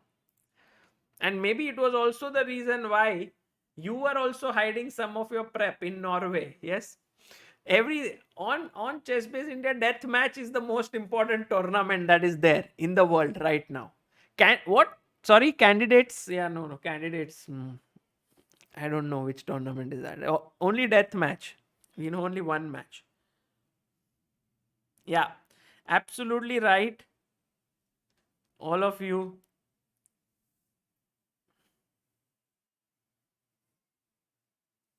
The move is knight c2 check, and you will see that the king is cut off here. And if king c5, rook c8, king d6, lure it in, check. If king e7, rook d7 mate, pretty. And if king c5, then rook c8 mate, again very nice. So of course not there, but rook d2 should be played here. So let's go back to the board. Knight e3 has happened on the board, and he's gone rook c1. Oh, he had to play rook d2. Rook d2 was the best move here, but after rook c1 you can see that Harikrishna is back in the game somehow. But how? Ooh, guys, look at this idea. Okay, this is very crazy idea. One is just rook hc8. I think Hari will play that. That's the most human way to play rook hc8. But look at this idea, g5. Crazy, right? Because if hg5, then I can take on h1.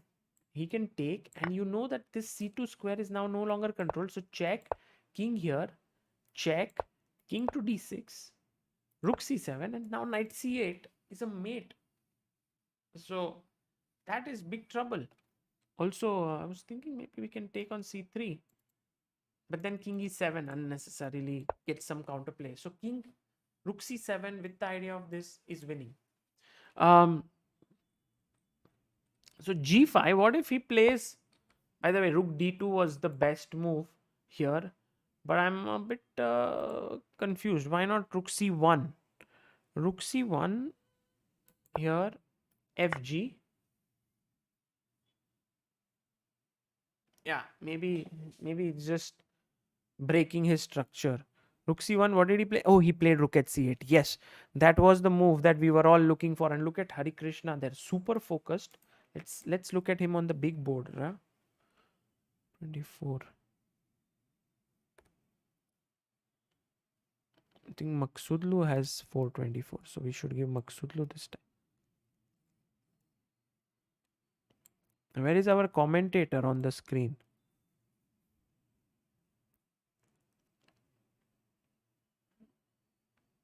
Let me get the... Aha, there he is. Hello, commentator. Exactly. Hard to play top tournaments with that. Anish Giri is like, hard to play top tournaments with that match hanging over my head. AG, it will be epic. You will love it when you will come here. Oh, guys, Maghsoodloo has blundered. Harikrishna, in with a chance, guys. What's the move? Black to play. Bishop f3, blundered. He's blundered it. Let's look at Harikrishna's face cam.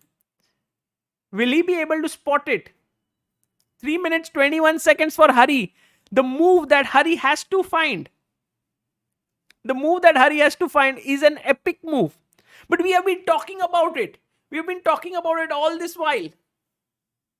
Yes, Rook A1, Abhishek Bisla, Sendil Nathan. No, Shakti Singh, I'll read the super chat.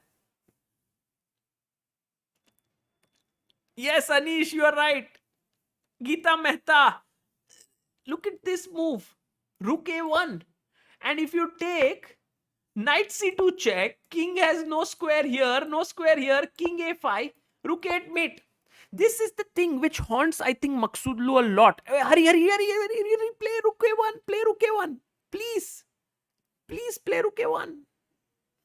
Oh, he's played it. Are yaar bored itta.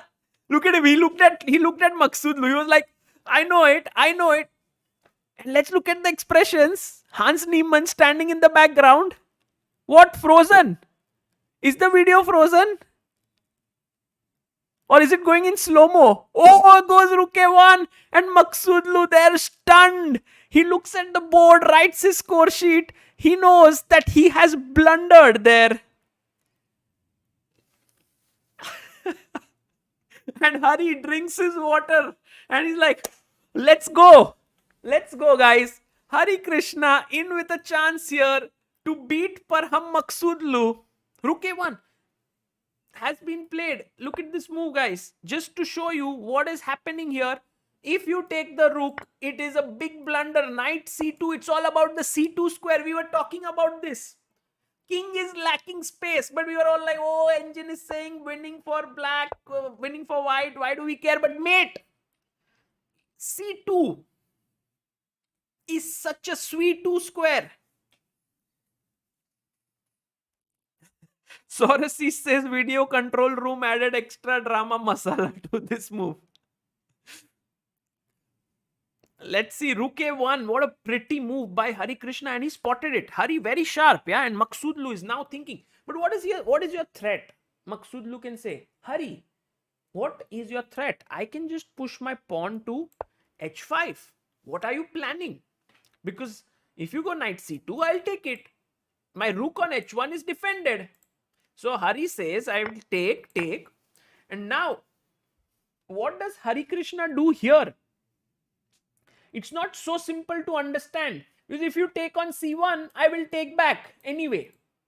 But I have a feeling, guys, this is Zugzwang. Believe it or not. Really. I will just say, okay, you go in this, I go king b8. I make a waiting move. Okay, king b8. Now, you can't move your rook up. I will take this. So, you decide to move your rook to g1. अरे पर g1 में तो g1 खत्म हो गया ना. Knight c2 check and rook g1. Over. So, he played h5. Maghsoodloo played h5. And he dropped his pieces and all, but then he arranged it. But, guys, this is Zugzwang. This is modern day reminder of the famous Zamish game. You know, there's this famous Zamish Zugzwang game in the middle game position. Let me just be sure. And now Harikrishna has to make a move. Like, let's say, for example, okay, rook c7. I'm just waiting. I'm not doing anything. Your move. You can't move the rook here. I'll take it with the knight. You can't move the rook here. I'll give you a check. Basically, this rook doesn't move. Agreed? Agreed. This rook doesn't move up because this rook hangs. This rook cannot go to any other square on the board because knight c2 check, and then that rook is taken away. It's free. And rook d1, the knight will take it. The knight cannot move because anyway there is rook takes c1 and then knight c2, or you know, all these. Is knight e2 possible, or knight e2 is just blunder, yeah? Rook takes here, and knight c2 just wins. So that is not good. Knight cannot move. Bishop cannot move away because knight c2 and then the rook would be undefended. Bishop can't go to e4. What a Zugzwang. Middle game. Look at Hari. Hari's going to play king b8. I'm telling you guys, he knows it's a Zugzwang. Let's go to our big screen. And see. Hari knows Zugzwang aa gaya hai, dosto. Move ho gaya hai ki kya? Oh, by the way, this is the 40th move. That is why Maghsoodloo got 30 minutes more. Hari is making sure that his last move, 40th move, is a good one. By the way, we can see on the board king b8 is play. अरे वो board को निकालो यार, पूरा excitement ये कर रहा, हाँ ये खेल देखेंगे. Guys, we will look at it from this angle where Hari has not played his move. Is it a zugzwang on the board? अरे दोस्तों, this is once in a many months position. Okay, board has 4 pieces, so many pawns, and Hari now not at all in a hurry because this is the last move before he gets time. King b8. What a move! King b8, guys. Look at this move. King to b8. And he gets up. And he's like, Maghsoodloo, think as much as you want. Think as much as you want. I'm giving you a free rook here. The free rook, after knight c2 check, can't go here, can't go here. King a5. What is the winning move for black? Guys, what is the winning move for black?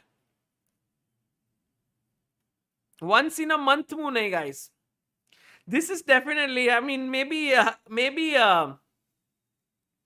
Anish is here. He might vouch for this position. Very interesting one. Very rare.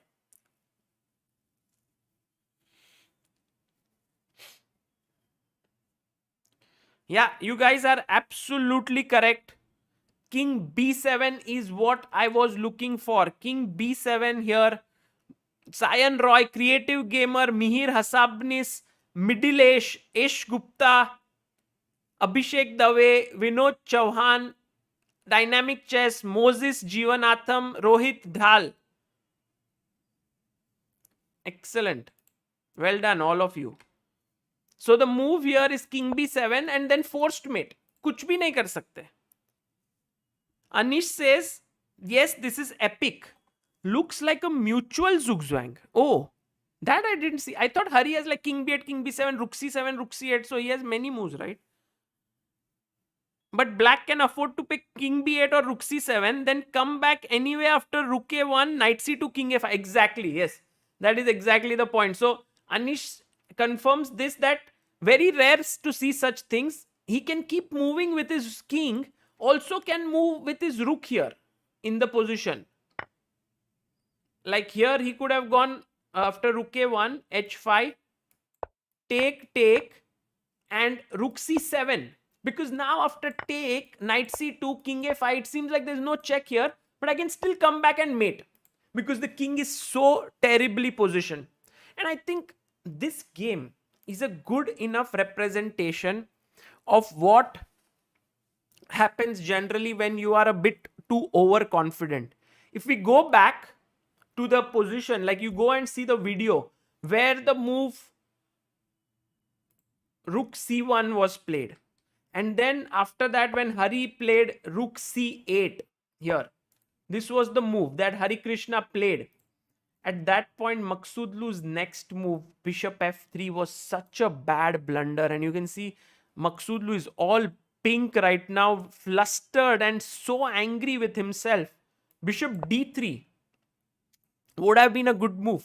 Taking control of the c2 square.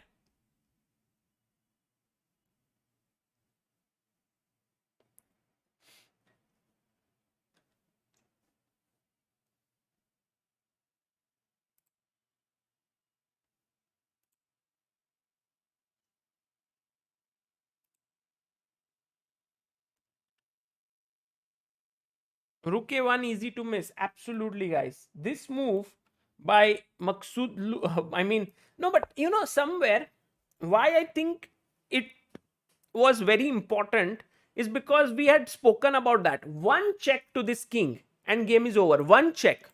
So knight c2 is the check. And this is a typical deflection move. Typical. Matlab, and look at Hari there. So now you can't take. He played h5, takes, and Hari found this like in couple of minutes. That shows how strong he is, that I don't need to do anything. You know, guys, sometimes you just have to let your opponent do something and the game will be over. Because it's called zugzwang. It's like opponent has no good move in the position. So one move that comes to mind is f5. And I think Maghsoodloo is going to play this move. Why? because after e takes f5, the problem is that this diagonal opens up, but still it doesn't change anything because I'm still mating you.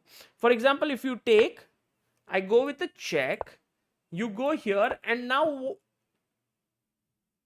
what is again the important move here?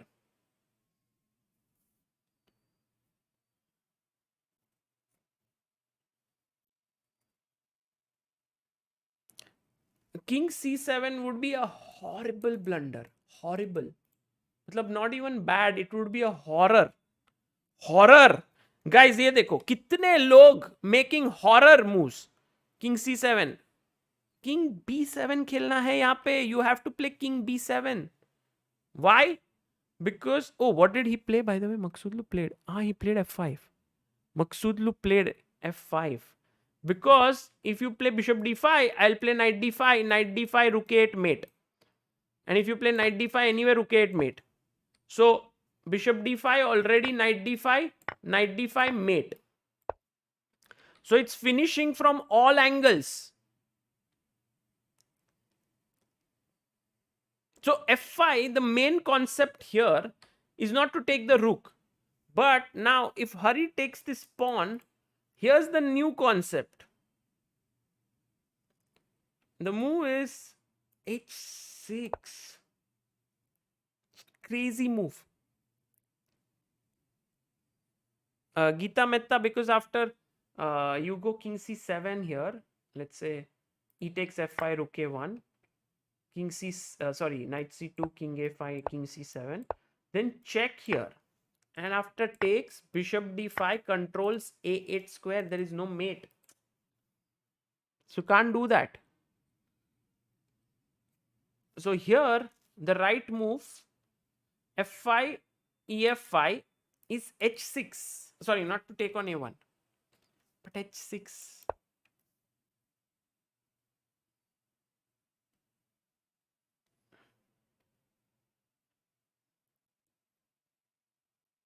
Now, if g takes h6, then all of a sudden, Maghsoodloo gets his thing rolling here.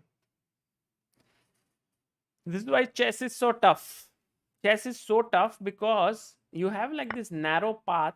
Now this is hanging. So even if you win the exchange, I will take on b6, and now the king is safe because the key knight is also gone. So this square opens up and he's safe here. So f5, not good. I mean f5, I think f5, ef5 is not good. But ef5 looks so natural, right? So Harikrishna having 30 minutes here is a great thing for him because he can now work it out. What does he do here? And I'm not sure as to what he should play because you clearly don't want to switch your too much in your position. But the winning move here is the extremely difficult.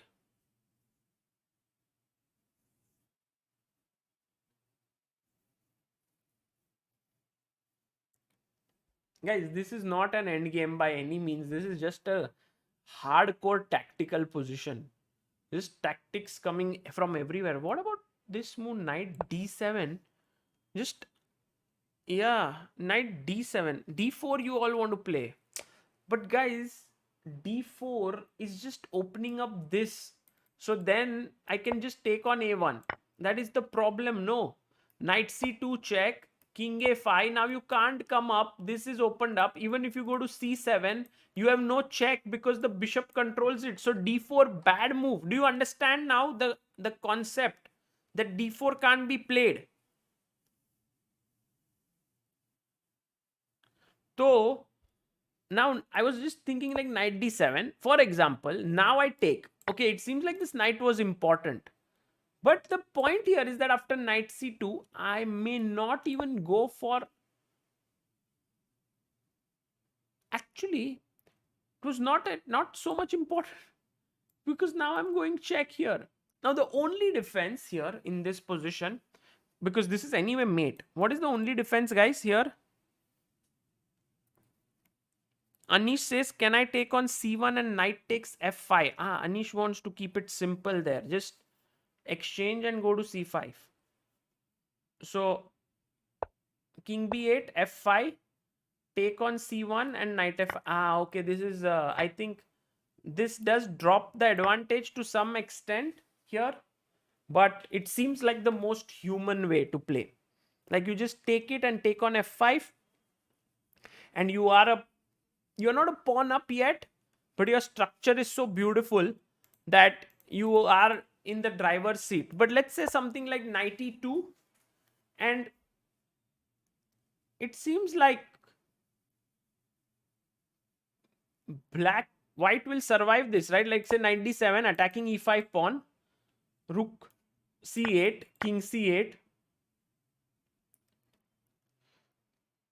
I mean, Hari might go for this, but this might be close to a draw after taking here, and it doesn't look good. So I think rook c1, knight f5, Hari would have played if he didn't have 30 minutes on the clock. But with 30 minutes on the clock, he takes ef5. He takes it. Harikrishna. He captures the pawn, guys. He captures the pawn, and his advantage drops.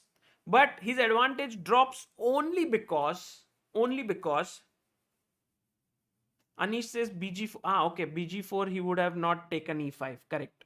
Not to here in this position, not to take here, but go knight h6, move this bishop away, and then knight e5 now. Maybe still king c5.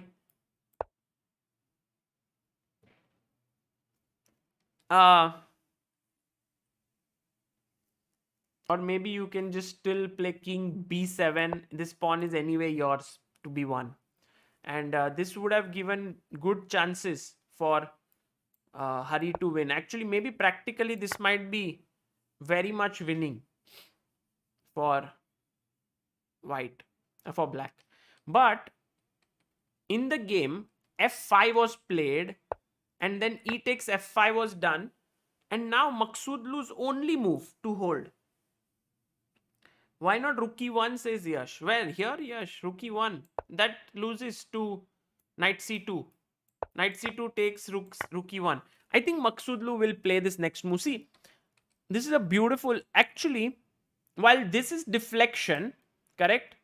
This is also in some way, I would not say deflection. It is deflection, but it is more like clearance sacrifice. Why clearance? Because if I go h6 here, you will take, I cannot take rook h6 because this knight does not hang. There is a pawn in between. So I'll just take your rook. So I'll be a simple rook up. Game over. But because of f5, and I have cleared this third rank now, white can play h6.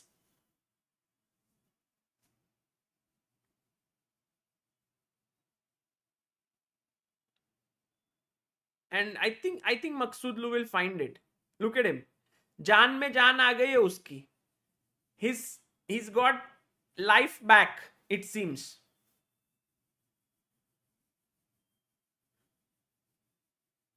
Because h6 take, suddenly rook takes h6, and now the game is, we are back.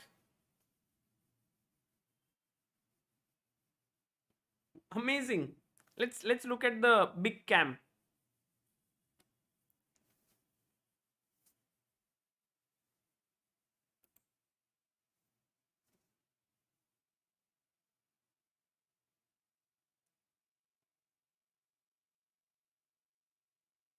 He plays it. He finds it. Maghsoodloo. What a guy. What a move. Epic. Are there more twists in the tale here? I don't know if Harikrishna missed it.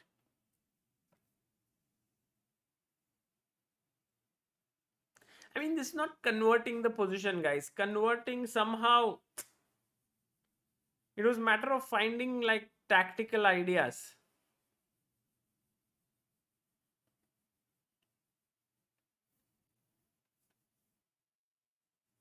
F5 97 was tough, I think. Yeah, that is tough. Because, guys, the thing is that F5, if Harikrishna would have been told during the game that something exists here, find a move, he would have just found like 97, or even he would have taken on F5. I think this was easier, and what Anish mentioned here, easier to play this position, and I think with excellent winning chances as well. Okay, White also has drawing chances here, but now what Hari Krishna, oh sorry, by the way, I was just showing this line here.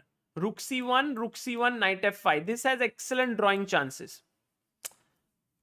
I mean, excellent winning chances for black, some drawing chances for white. But after take h6,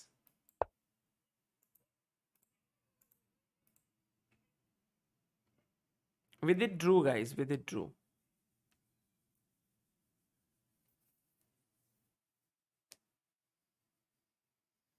I think now Hari might take, and take on h6. And still it's not clear. Still it's not clear. What do you play here? There was a super chat that I had missed. I'll read it out. It was by Shakti Singh, who says, Sagar Bhai, I was just joking there. I know our team is one of the best and will give their absolute best. Thank you, Shakti. I also think it'll be really a big occasion. I was today talking to one of the players in the team, uh, in the women's team, and she said that for the next 2 months, or not two now, it's 1.5 now, there's nothing at all on her mind. Just this Olympiad, nothing else doing, preparing and fighting. By the way, one question here for you guys. Here, the only move is knight a2. So my question to you is, why not knight e2? Why do you have to play knight a2? Can you tell me? No, it was not Tanya. Tanya, of course, also would be working tremendously hard. Everyone. VK says, why CBI merchandise price is not in rupees? I think VK, you might have signed in with an address of different country. So if you change that by signing in again and changing your country shipping details to India, you will get it in rupees.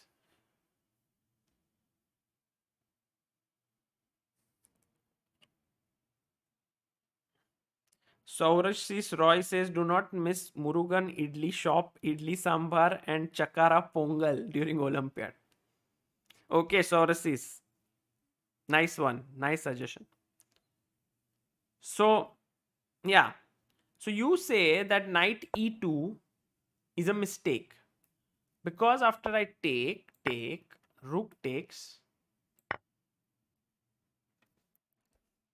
Can anyone tell me what is the difference between this position where the knight is on a2 is smaller advantage to black, and this is completely winning for black? I mean, I would imagine knight on a2 being worse.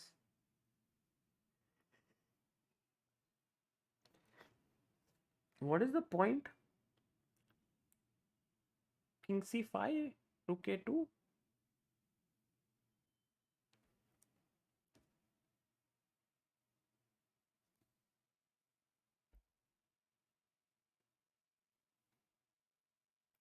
No, look at this, guys. This is interesting. Knight a2. Okay. Check. You can't take. Of course, you take, then you lose. This is lost. Now you can go king a5.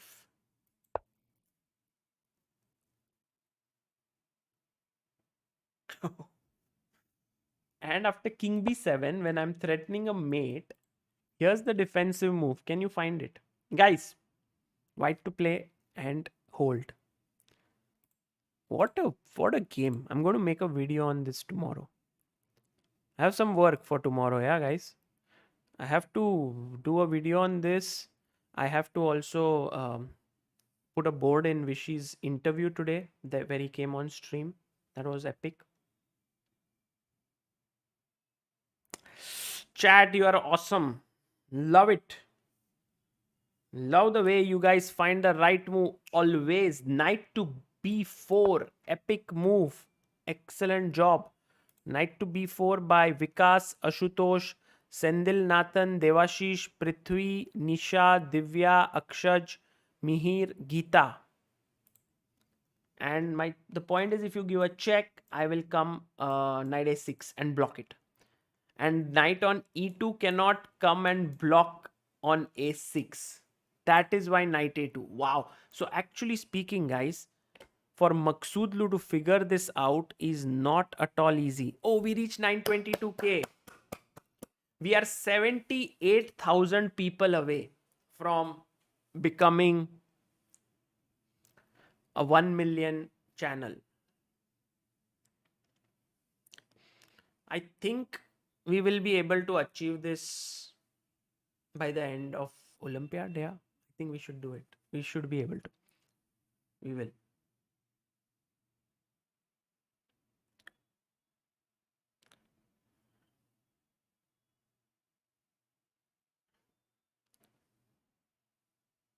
One million family, you should say. Mihir says, I don't know if any other channel deserves 1 million more than yours. You know, there are some channels which are doing such amazing content. I've sort of, if I see, not in chess sphere, but in outside chess sphere, you basically hit the jackpot. Okay. You hit the jackpot, which is you figure out the videos which do well. Okay. And then you single-mindedly focus on those videos only. Okay. That really speeds up your growth of a channel, because whatever people want to see, you are providing them with that. Like one example that comes to my mind is Think School. I like this channel a lot. I watch their case studies a lot because he talks about many of the different companies, on how they are doing well and what are the strategies they use and so on. So he makes these case studies. They are political, they are company related, they are all these interesting things. And from within a year, I think it has reached 1.4 million subscribers. In the case of ChessBase India, I feel that what slows us down, or basically this is a very thoughtful decision that we have taken, is that we want to cover all sorts of material. It might not, like people who subscribe for game playing videos or watching them would not want to watch an interview with an organizer or an arbiter or a young kid who has just beaten someone and stuff like that. But we want to do it because that helps to kind of build this entire chess culture.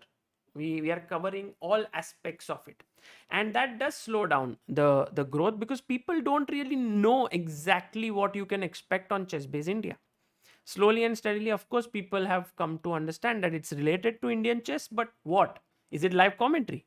Is it Pune International, so this tournament in Pune? Is it Vizag now from tomorrow? Is it related to um, some instructive rook end game? You never know. So I think that is something. Anyway, I'm just rambling on and on. Yeah, it just has all different types of things. Okay, but we I enjoy this kind of thing. You don't categorize anything. Everything is put up. And by the way, Hari is actually taking directly, he's capturing G takes h6. Oh, that is interesting.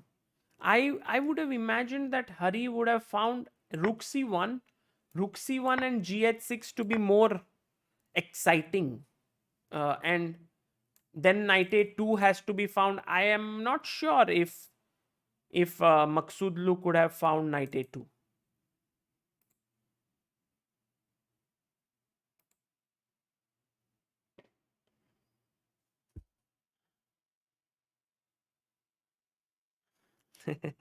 Anish says, is Chessbase India a promotional outlet for AG's chessable courses? Yes, for sure, AG.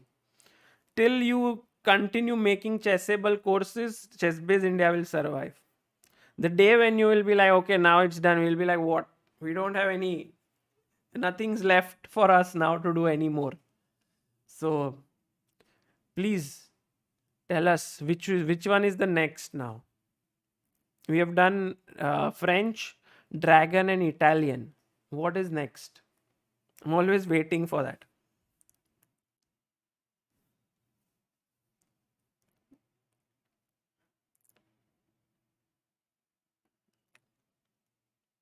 Just busy.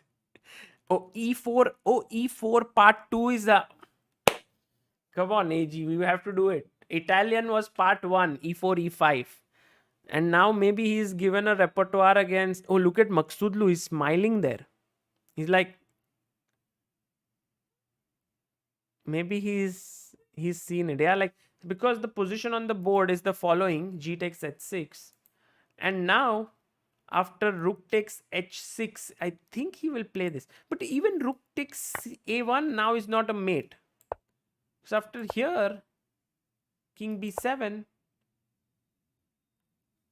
take, take. Guys, what's the only defensive move for white here? Oh, by the way, AG says 1 e4 part 2 is like 1 b3, but 1 e4 also part 2. But 1 e4 part 2, what do you cover, AG? What sort of openings do you cover? There's only one move, guys. इधर तो मतलब तुम्हारे पास और कोई option ही नहीं है. There's no other way you can stop a mate here. There's only one move. All about 1 e4, all but e5 and c5. Oh. So what to do against Karo Khan, French, Perk, Modern, Philidor, e4 b6, e4 g6. So e4 c6 d6 e6 are the main moves. Oh, and Alekhine also, which was famously played by Anish in the rest day of Norway chess.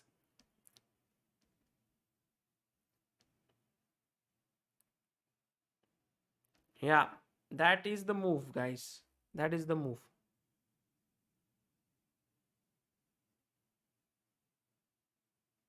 Look at this. Chat. Oh, b6 chat. You guys want to play b6, but b6 just is over, right? Because b6 khatam. Tata, bye bye. Knight c3, rook a8 mate. Next move can't stop this. Knight covers here, knight covers here. Check or mate. So can't do this. Can't play b6. Guys, focus. Rook takes h6 is the correct move. And my huge congratulations to Azagu sisters, Harshit, Harshal, Esh, Chayan, Ekta, Vivian, Abhishek, Pudusu, Surya Pranjal. Well done.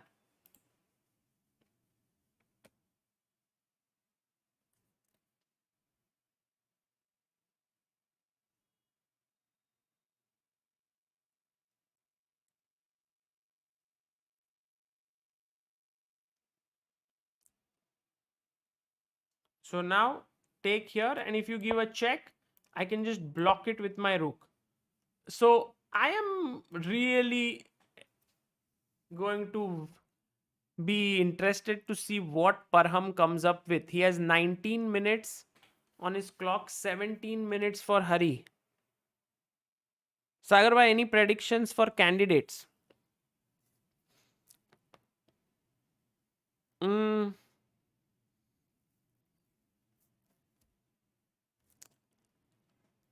you know, I've been thinking about who is the favorite here to win, and it's so difficult because safe answers are Caruana, Ding, and Nepo. I think these are the safe answers. I think Firuja is the exciting answer for sure.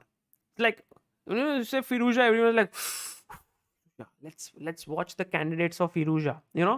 That's the kind of excitement people have for him, because just now I think he must have turned 19 or not yet. Maybe he's still 18, right?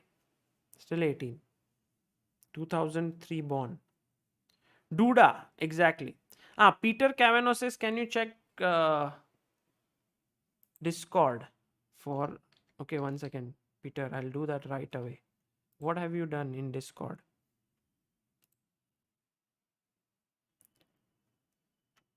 Guys, Chessbase India does have a Discord channel which I used to use for my um which room is it, Peter, in there?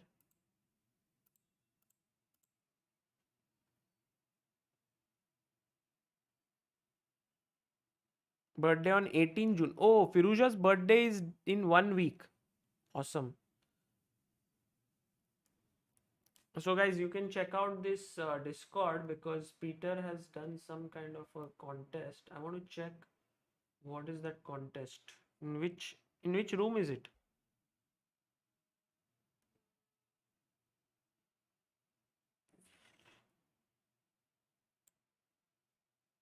Can't see it. Maybe YT mods. Maybe community managers. Yes, here. I have got an idea to do candidates prediction contest where people with the three most accurate scores for all the participants get copies of this book. Oh, candidates. If there is more than a three-way tie, we can get the word. That would be great. I would be willing to sponsor the books if anyone else wants to sponsor other prizes, this one's. Okay, interesting. Very good. I will check out in more detail and write to you. It is in the community managers page. Got it. Yeah. Okay. Very, very nice, Peter. Thanks for taking the initiative. I will check out and then we'll think on those lines. So one second guys, अभी game पे focus करते हैं, थोड़ा game पे आ जाओ. मकसूद लू is thinking like this.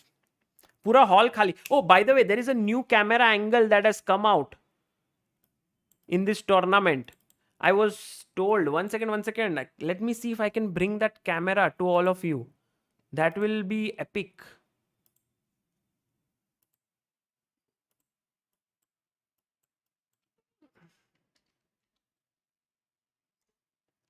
I forgot today to put it. They said that it is up and running. Let's see if we can get that camera here. Oh, yes, we have it. We have it here. Look at this. Woo. You can see only 2 games are going on. Hari is walking around. Maghsoodloo is thinking.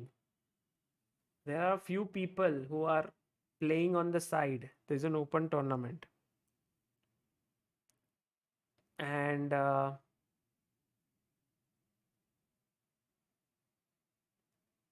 nice.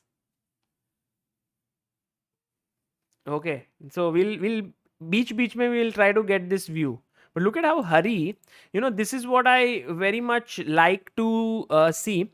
Like Hari is walking around there. He's just standing there. You will see that he's not even looking at the screen. He's looking on the ground.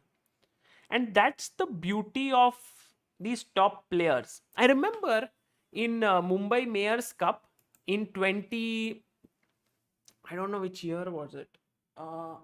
It was 2010 or 2000, maybe it was 2010.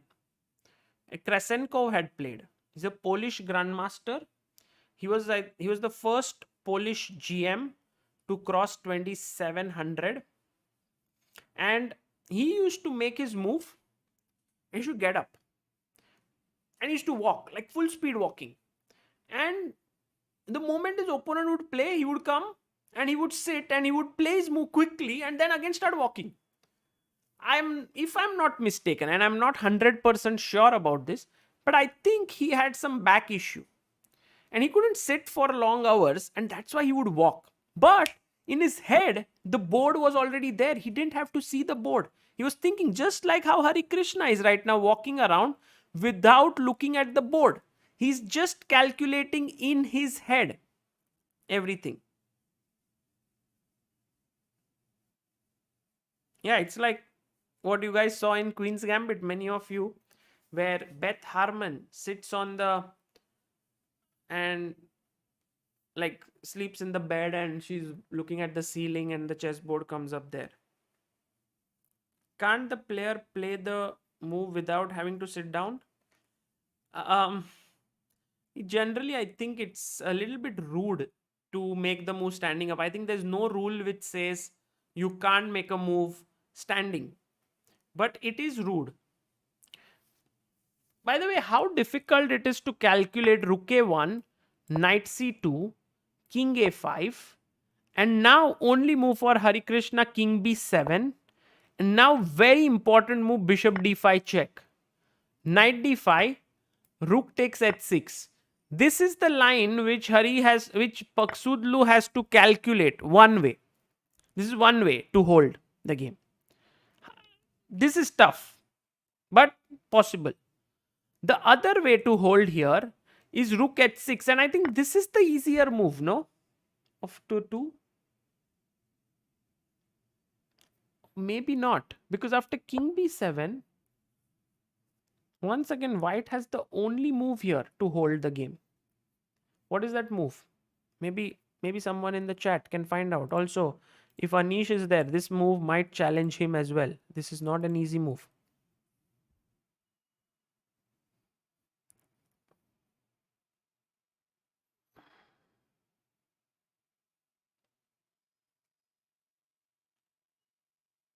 This is a tough one. Very tough.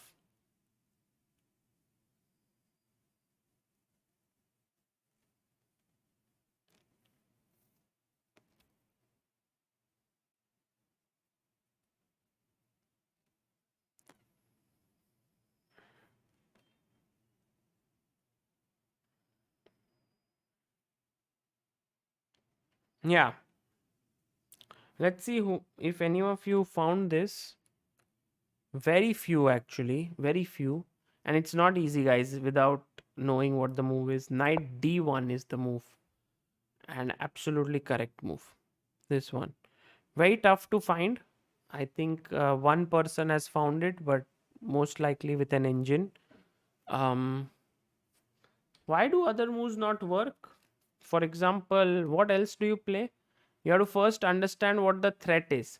So let's say if I make a move like bishop h1, you try to understand. Of course, he wants to take the rook, that is the threat. But if you take rook a1, then knight c2 and rook a8 is mate. So the move is knight d1. Now if you take here, I can take here. If you take here, the knight is deflected, I can take here. ND1 hard, says Anish. I considered knight a4. Yeah, exactly. Knight a4 is rook a4, right? Rook a4, ba, and rook c1. So this is very difficult, I think, for Maghsoodloo to consider. So g takes h6. And he's still thinking. Maghsoodloo down to his last 10 minutes on the clock. Just 10 minutes left. Guys, we'll see the standings. Okay, you want to see the standings right now? Very quickly, let's have a look. Standings are Le Quang Liem leading the tournament with 3, Nguyen Thai Dai 1, 2.5, Navara 2.5, Vallejo 2.5, Hari 2, Shankland 2, Maghsoodloo 1.5, Vidit 1.5. So this is right now. Le Quang Liem really playing well in this tournament. But Hari, if he wins this, he will join Le Quang Liem at the top.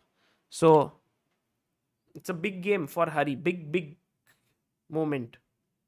This last few minutes. Guys, this stream will end soon.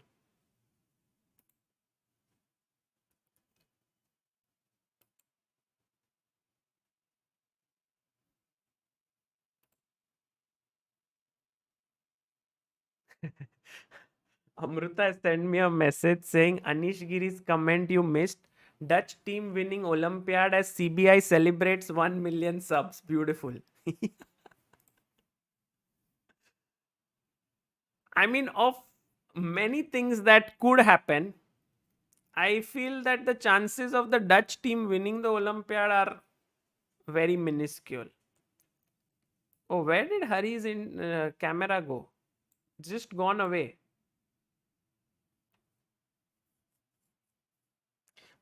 But if let's say Anish board number 1, Jordan board number 2, Erwin board number 3, right? That, and who else would play in the Dutch team? Sarath Pawan, who's been member for 11 months, says Sagarji, our dream is you becoming 75th GM. Aha. Warmer Dam. Oh, Warmer Dam is also a strong player, number 4. And then Bok is number. Oh, that's a good team actually. The Dutch team is pretty strong, guys. Can't underestimate. For sure. Because, of course, Anish very strong on board 1. Can beat anyone. Oh, moves have been made. He took. Rook A1. Knight C2 has happened. King A5. And now Hari must play King B7. He is going to play it. He has calculated it. He plays it. And now Maghsoodloo, of course, if he can get mated in 1, or he has to find Bishop D5, which he will. He finds it. Now Knight D5, only move. Hari must take it, otherwise he's lost. Take it. Hari take it. Takes it. And now, question is, what does Maghsoodloo play here? Oh, he finds it. Maghsoodloo does a good job of finding all the moves.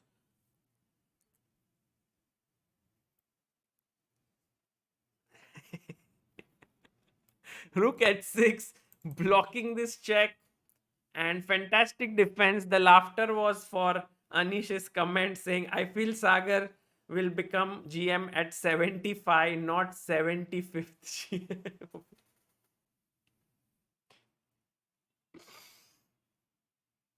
Emotional damage. No, the thing is, guys, you have to realize that if India gets 74th GM, for me to become a GM will at least minimally take a year, because I need rating points 90 plus ELO, 1 GM norm, all of that. So I can't become 75 because there are already like 5 young kids waiting with just like 10 ELO points left and stuff. So realistically, you can either say 100th GM maybe realistically, or GM at 75 years, which is very realistic.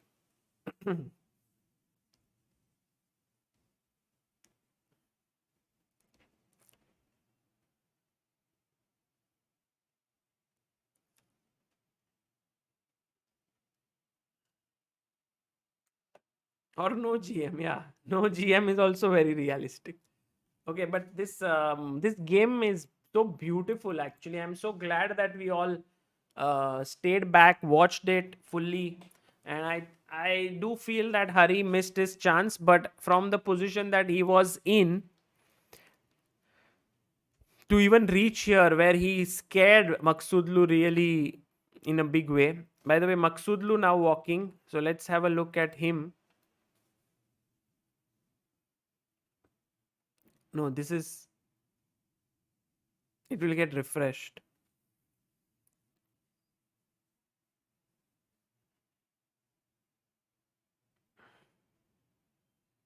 Yeah, there you see Maghsoodloo now sitting down on his chair. There's still one more game going on, maybe in the challengers section. But yeah.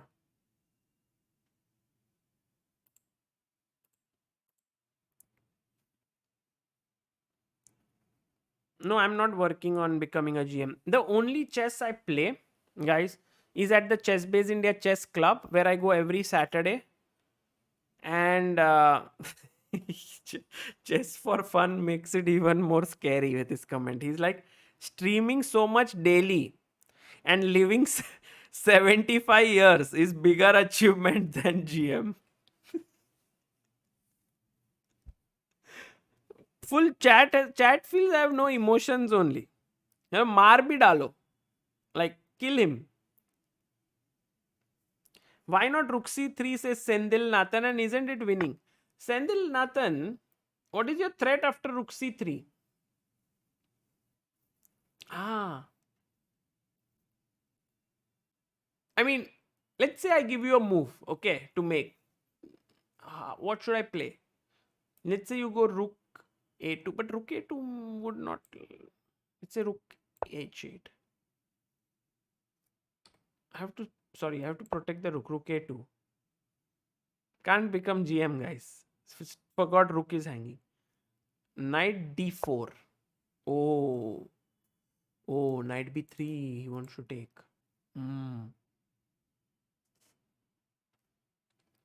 Yeah.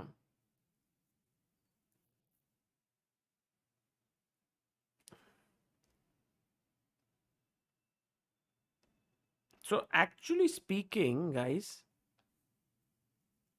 Rook A4 is the only move for Maghsoodloo after that. Okay, but Hari is right now thinking on this move after Rook takes, whether, not here, he's thinking here whether he should take Rook C3 or Knight C3. I think Knight C3 is also possible. This is hanging. Just, you can't take on A1, by the way, guys, because this will hang. So you take on C3. I think with the Rook is the best, because let's say if you now go Rook G1, then Rook takes B3, threatening mate, and it's over. So the only move is this. And if you take now here, again, what's the only move for white? Take Rook takes, take with the Rook, because that really puts a lot of pressure. Yes, Hari takes it with the Rook. He takes it with the Rook. Nice move, guys. That is on the board. All Hari's moves happen in slow motion. I don't know why. Look at Maghsoodloo giving that look. Wow. That was, go behind, guys. Go like 10 seconds behind and see Maghsoodloo giving that small stare there.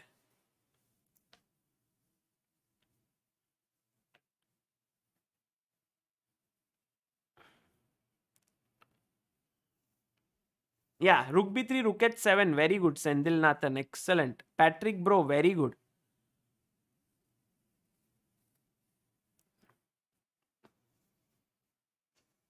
Now, guys, 9 minutes for Maghsoodloo to find. You know, this game is like swinging. How do you say, the swinging of confidence? You can see Hari was full on confidence after he found this Rook A1 moving around. Then Maghsoodloo found this idea with H6, Rook H6, and he started moving around. Now Hari has taken Rook takes C3, and Maghsoodloo has this extremely difficult task of finding the only defensive move. Jatin Gaur says, what if Rook B1? That is a good suggestion, Jatin. The problem is not only that your pawn here is hanging, problem is that Knight D4 is a big threat. And let's say now here you go King A4 to hold that. Then Rook D3 with Knight C3 coming up, somehow with these two pesky knights, it's very tough to hold yourself, hold this position. Very difficult. But with Rook A4, what you are doing is that you are actually dominating the knight from coming to D4. Rook takes B3, and now again the only move, rook h7, attacking here. And if Maghsoodloo, now again you can't take here because rook b5 mate, so rook c4, Maghsoodloo has to walk on a bed of fire before he has any chance of enjoying the sweet, what do you do, I mean whatever, sweet juice or sweet shade. He has to really find like 4-5 only moves, which is actually not easy, and he has only 9 minutes to do it. Not 9, guys, more, less. He has 6 minutes 23 seconds and he's gotten red once again. You see Maghsoodloo's face.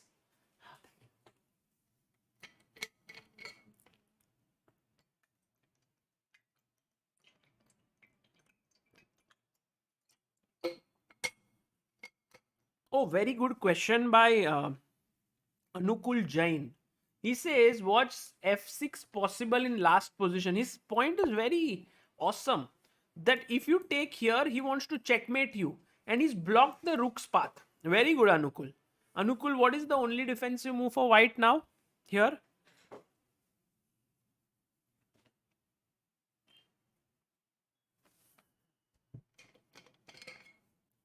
Oh, he's making his move. He's making his move. He's thinking. He's thinking. Let's go to the main camera. Rook h7. Sendil Nathan, well done. Gagan Ruiya, Viraj Pandit, Chandrasekhar, Danish Verma, Shuvam Gupta, Deepak Yadav. Rook h7 is the move. With check and you save yourself.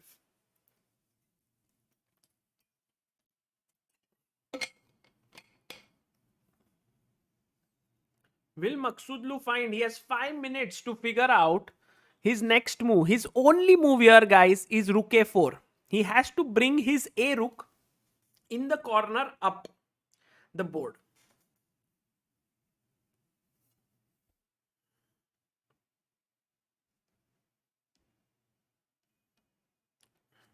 Where did you buy bottle from? Aditya says. Aditya, what is this bottle? It's just a normal bottle. You can find it anywhere.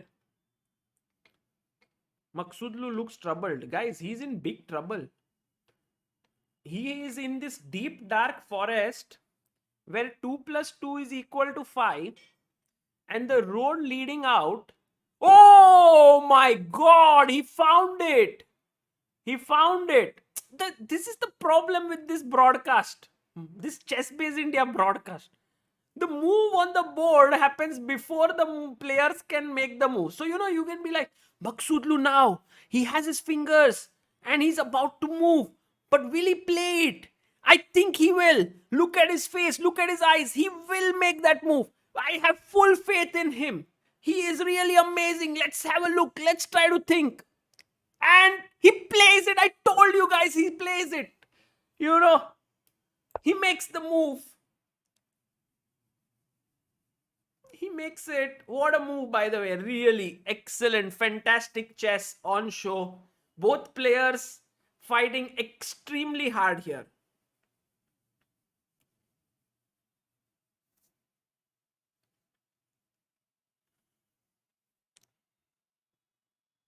Yeah. Fantastic move. But now, oh, by the way, this was not the position, yeah? Rook c3, not fc. I just made some random move. Rook h6, rook c3, and rook a4. No, this is not. This is the position. Yeah, this is played. And now the question is, what is Hari going to play? Because even Harikrishna's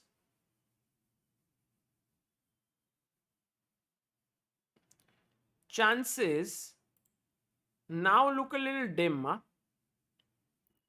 This rook came from here. This rook came from here. The two rooks are doing their work over time. And also time wise, Hari has 12 minutes. So he has time.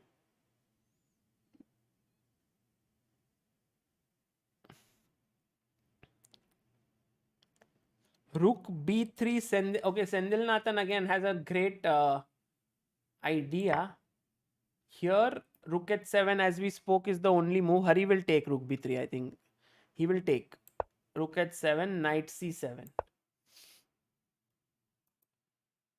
But you know, now Sendilnathan, your threat is rook b5. I only have to move the rook away so that a4 square gets free for my king. But where to move the rook is an important question. Maybe rook c4.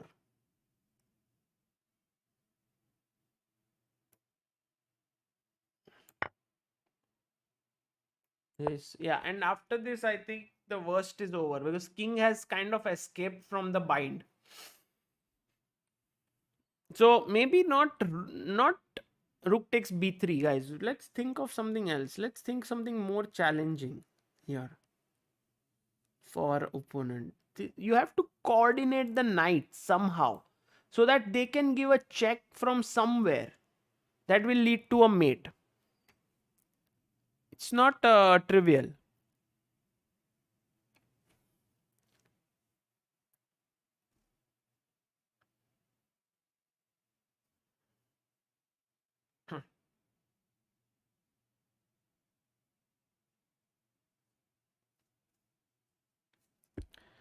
Himanta Saikia says, I thought Hari already won. Really boring to see a draw. Why not this top GMs find winning ideas in classical? You know, this is like saying after a football match in which both sides have scored 10 goals, 10 all is the score, and the game draws. You're like, Arey, what a boring match. 20 goals only were scored, no fun, draw always. But you know, guys, this is chess. Chess has this inherent result in it, which is a draw. It is possible. But this was by no stretch of imagination a boring draw. A beautiful game.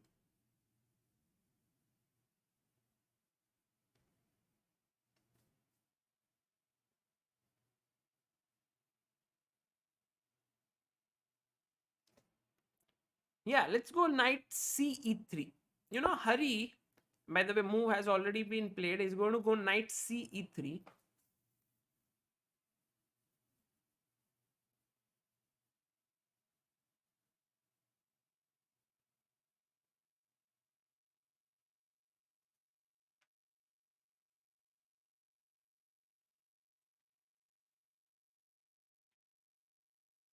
And now,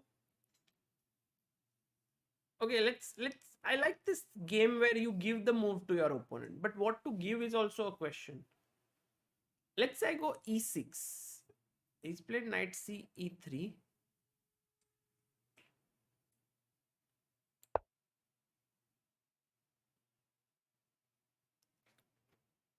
Parth Pawar says rook c8 and knight c7 he wants to play. Parth, you want to go here? And but what's the point of rook c? I think rook c4 then just holds maybe. If you go here, I always have this block. So it looks slow. And if you go rook c4, knight c7, then I just take your knight here. And then I'm winning. Um, so knight c e3 on the board. I was thinking e6, fe, rook e6. Now I think there are many ways to. Ishwar says there's a beautiful checkmate with rook takes b3. What is the move he played, by the way? Did he make his move? Not yet. Not yet. So you want to give rook takes here b3, and then how is it a mate? Knight c4 is not there. Rook c4 is there. There's not even check.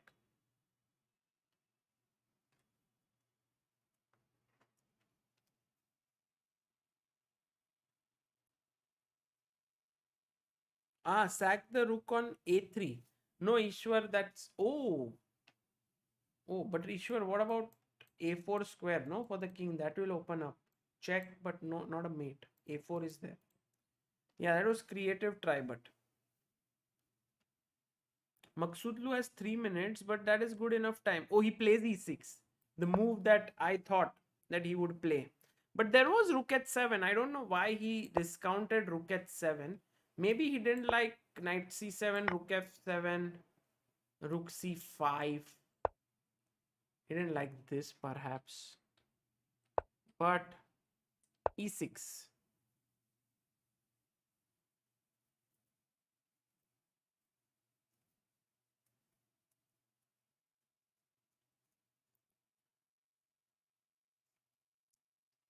Now once e6 is played on the board, I think Harikrishna must take it. And then Parham will take it. And here the question remains as to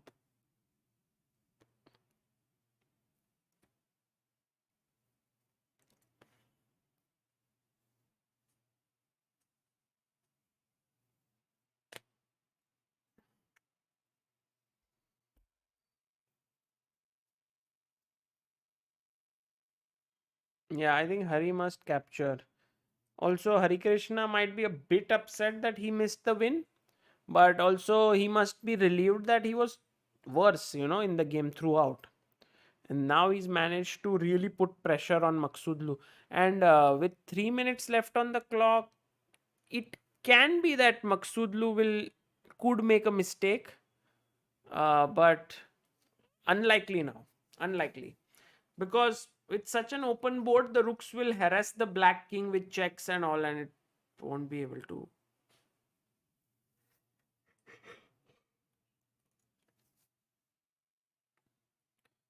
Um, you're saying, can we play knight c7 here? Here, knight c7? But then there's check, maybe. King a7 and rook c6. I think this black will never win. I mean, white will easily draw. So rook e6 has happened. e6, fe6 and rook e6. I think Hari might draw this. Oh, and he goes f4.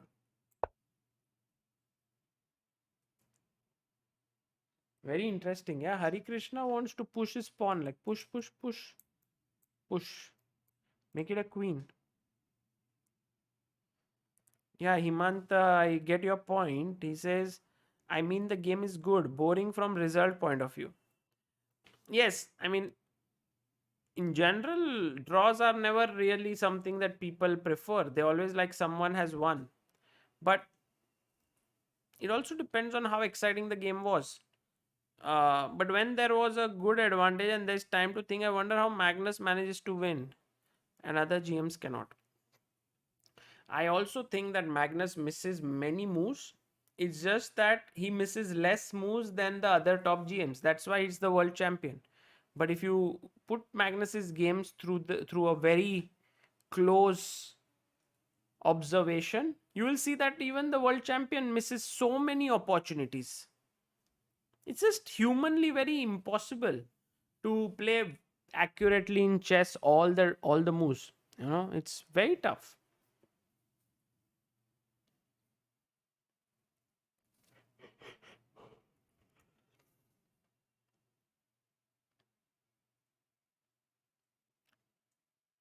I mean, doing this would be a really something bold because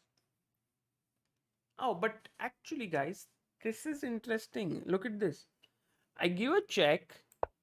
You go here. I give a check. You go here. I give a check. So you have to go to the C file. Otherwise, you can't. Otherwise, I'll keep checking forever. So you go here. I give this check. Now, when we reach this position, we come to two knights versus pawns. Yeah. By the way, Maghsoodloo has very little time on the clock. He is down to 1 minute 14 seconds here. He's super low on time. He's super low. Super focused there. 1 minute left for him. But there is always 30 seconds increment. Will he take like rook takes f4 and this line which I said with two knights against a... I think it's not... It's just a very desperate measure. It's a draw, but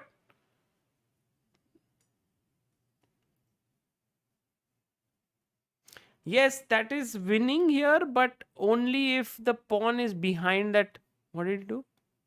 Oh, he took it. What? What? Maghsoodloo took it. He took it. He took the pawn. Guys, we are going to witness this epic game going into the next phase now. The next phase. He's taken the pawn. He's taken rook takes f4. What a guy. He could have done anything. Yeah, he could have just hung out there. Maybe he could have gone like, but okay, that is risk with two knights around and the f pawn and stuff like that. Okay, rook e8, maybe with the idea of rook f8 would have been the easiest defense. But he said, why should I? Phase 10 of the game has begun. Hari now takes the rook very calmly. Yeah? The way Hari plays chess is the way I want to, uh, live my life. It's very calmly, cool, relaxed. Even when he's like under super pressure, he makes his moves them relaxed. No, see now, guys, that's the point. Half knowledge is dangerous. You all know that two knights on the board cannot mate a lone white king. But if there is a white pawn, it can be used for zugzwang, and then you can play for a win. So, as we already saw, now the king has to go to the c file because check, check, check, check. पूरा जिंदगी भर check दे सकता है वो. Now rook c6. Okay, rook takes c6, b takes c6. So let's say I take with the king. You go b4. I must stop this pawn. Troitsky's line says if the pawn is on a5, b3, c4,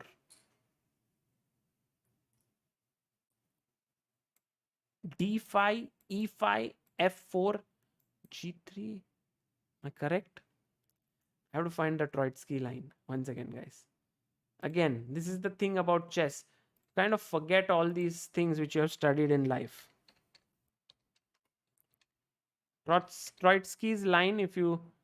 By the way, when you type Troitsky's line on Google, you get like many chess-based India videos on this. There was this one late night stream where Anish and I discussed it for hours and hours.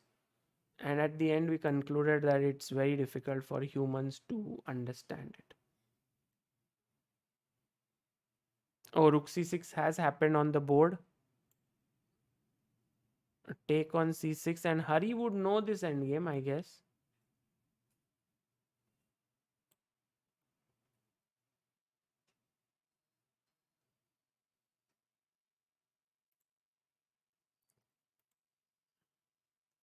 I had made the right one, guys. I had made the right line. I had remembered it. Wow. Sagar for GM. Everyone is like, ek muh dikha hai Sagar for GM. So the pawn is now, if it is on the line or behind it, it's a win for the knights. But it's now ahead of the line, ahead of that. So by the way, rooks have been traded. We have reached here. This is the position on the board. Now Harikrishna has to think. See, if I do this, okay, b4, check. You can go king e6 or you can go king a4. I would go king a6 because you have no checks and my threat is b5. So let's say you go knight e6, b5, king c7, b6, king c6, b7, knight check, king here, and draw.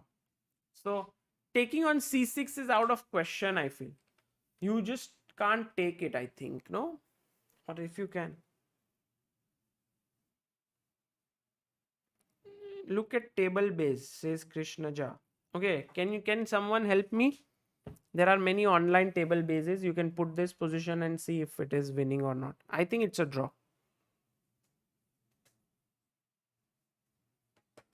Why not knight b6 after king a6, you said? Check here. Ah, you mean here. Okay, good, good, good. b5, king c5. Got it. Okay, now king b7.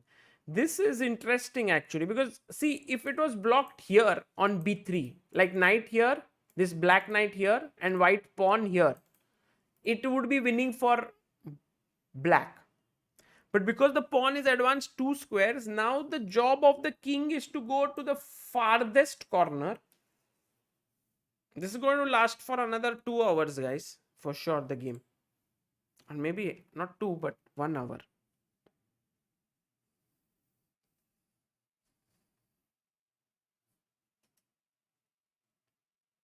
Table base says draw, says Deba Priyamanna. Should be a draw, yeah. No, no, you need to see if there is only 2 knights, no, on the board. Okay, he goes knight e d5. Harikrishna plays, he doesn't take the pawn, he goes knight e d5.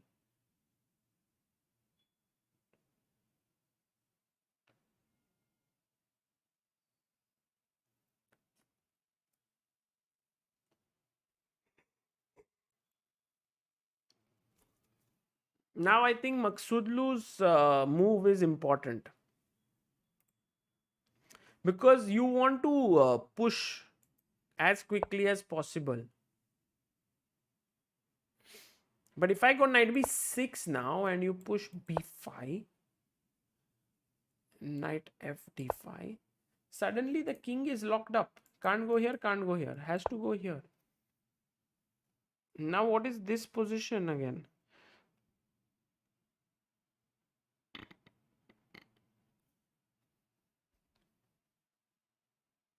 Very tricky position. Yeah, sure. Ah, there are table bases on Lee chess as well. Huh? Did he play b5? What did he play? Oh, he played b4. He played b4, sorry. Knight b6 has been played by Hari. Hari said, okay, by the way, this is coming here and here, so let me first block it.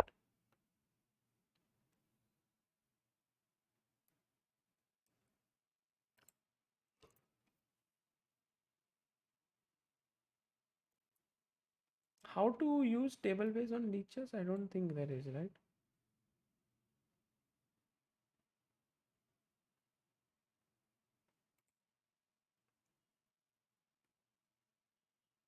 Sakar Chess Ambernath says Hari will take this game. I doubt it. I doubt it, because theoretically it's a draw.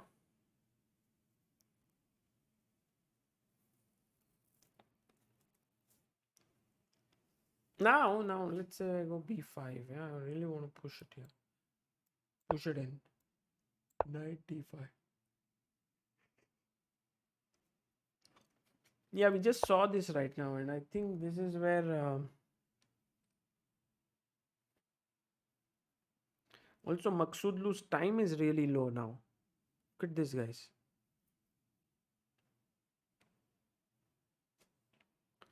He plays his king to b5. Okay, he doesn't put his pawn on b5, which is again a bit surprising.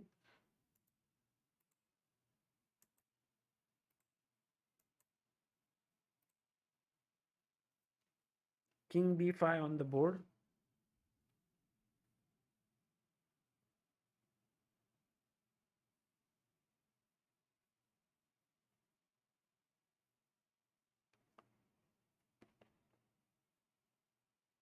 Yeah.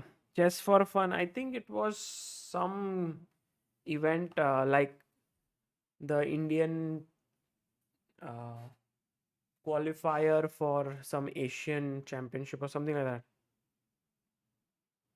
Let's see what Hari Krishna does now. King b5.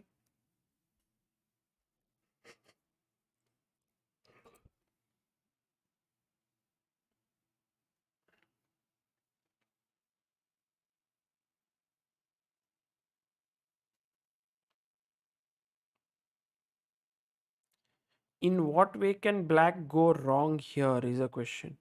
I mean, black can't go wrong here. White can go wrong here. So Hari goes knight c5. And Hari tells his opponent that your king can't come out here, it can't come out here. Square is now only left for it to go are a5 and a6. I guess he might go king a5 because king a6 might be slightly going into the corner. Sorry. Let me change the screen. Yeah. So knight e6 controls this and controls this. King goes to, did he play a6? I think. King a6 on the board. The question now remains,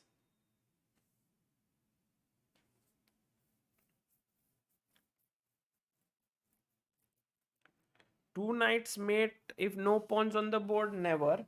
Can never mate with just two knights. I mean, if opponent in the last move goes into the corner, yes, but otherwise it's, with good play, it's very simple to hold against just two knights. But once you have your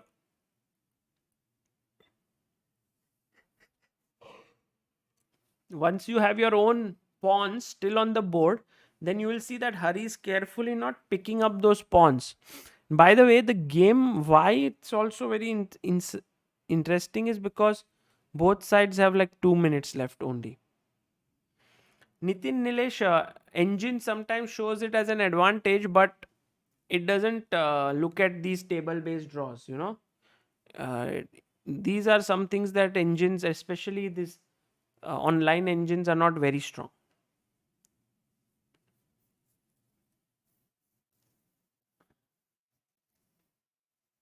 King takes c6 says Sakar chess. Maybe king takes c6, but let's say if you take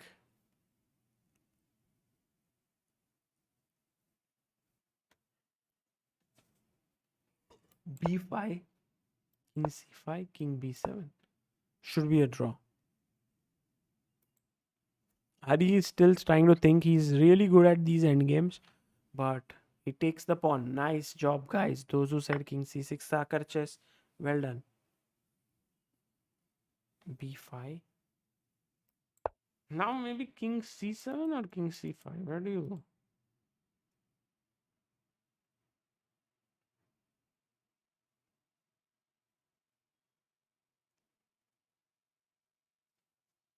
Guys, once again, I'll just be back in a bit, in a second.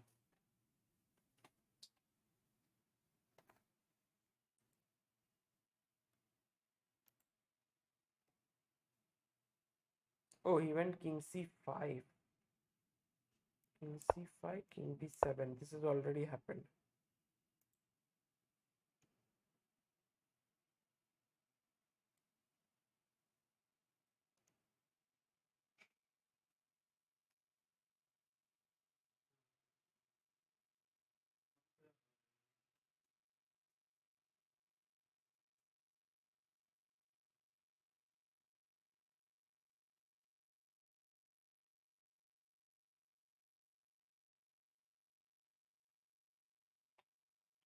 Okay, king b7 on the board. Harikrishna goes check. This is knight to d8. But how does it matter after king c7? I don't know. Also, actually, guys, Harikrishna has got his opponent's king in a net. Is this winning?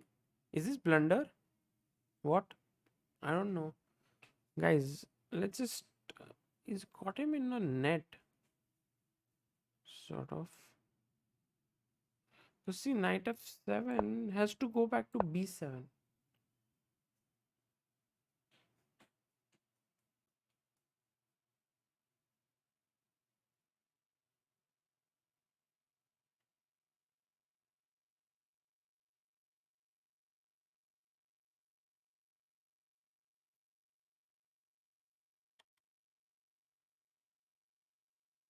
King on a7 has been played. King on b7. Let's see, guys, now.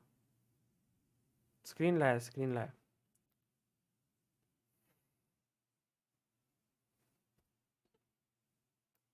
Knight e5. King c7. Guys, don't trust the bars here. Trust yourself. This is a draw. Maghsoodloo knows that this is a draw.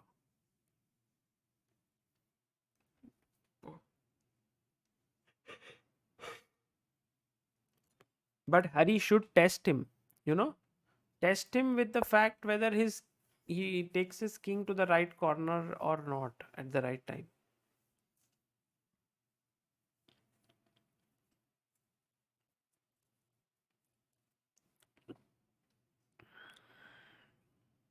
Okay, knight d7. Guys, chalo, chalo, chalo. Utho, utho. Focus, focus. Let's focus. King b7. King d6. Push you away. I'm pushing you away. King here, pushing you further away. King a6.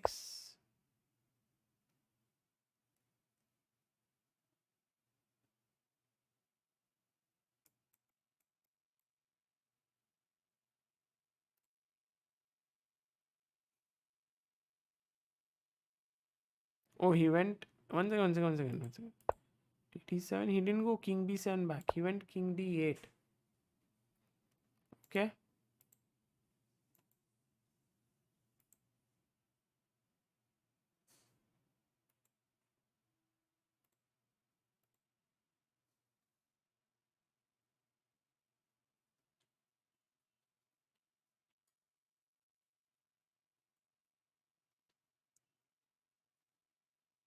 Knight e d7.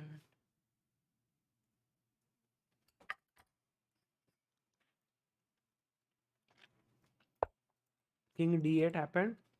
King d6. King e8.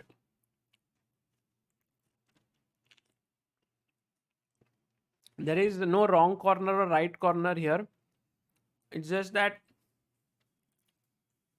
the knight and king will try to push the white king into a corner, and then when it is done, this knight will come and try to checkmate. So the farther the king, I believe somewhere here would be better, but you never know.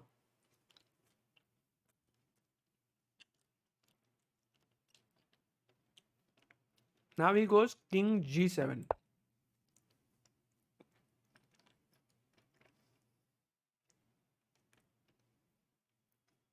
Hari will use his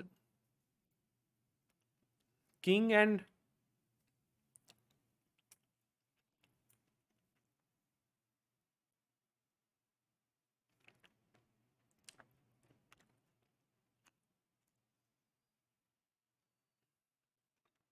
no, if you go here, then king h6 and the king runs away. That's it. So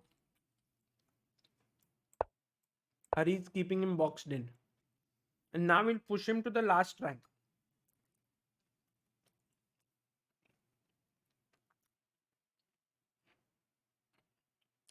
Harsh Mallu, it is possible to mate with two knights if opponent has a pawn. If they were just two knights, it was not a mate. I'll show you how.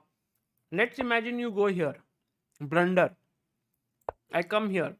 You go here. I come here. Now I've stopped this. You go here. Now you go with your knight. So two moves, king and or pawn. Let's push the pawn. Now you play your knight here. Pawn push. Knight e5. Now otherwise this would have been stalemate, but because there's a pawn, it queens and mate.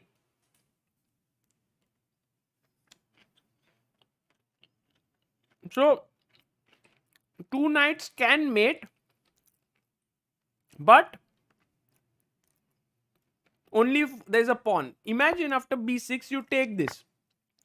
It's a blunder because now stalemate. Game over. समझ गए? Did you guys understand the gist of this endgame? Nikhil Joshi says, Sagar bhai, नींद आ रही है क्या? No, I ate mango. Now I'm much better.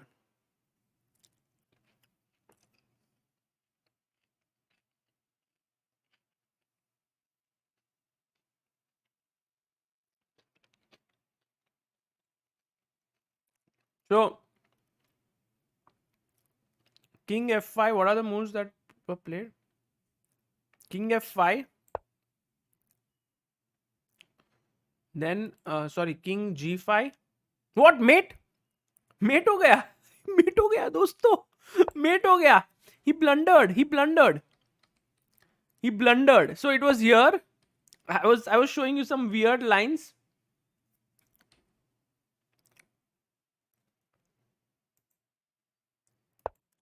He went king f5. Okay. King h6. This was a blunder. He had to play king h7. Of course, no one can understand why. So king h6, king g4 happened in the game. King h7. Now Hari has pushed him to the corner. What a game.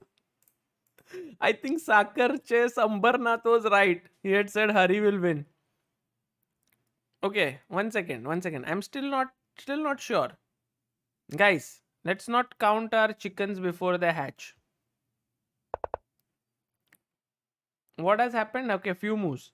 So after king g4, king h7, king h5, all good, all good, all good. King here, knight f7. Hari blunders first. The best move here was knight g4. Somehow. So he goes king g7. King g8, draw.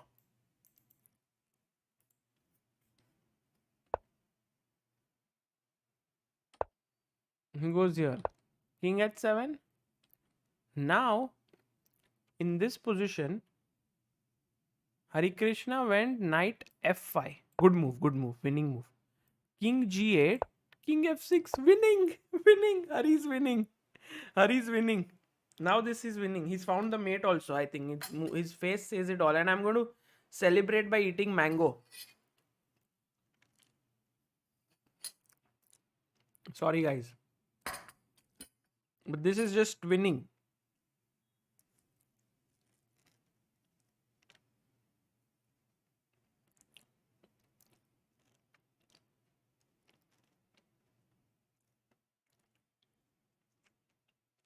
King h7, king f7. Khatam. Let's look at the player reactions now. King g6. Okay, king f6. Very good.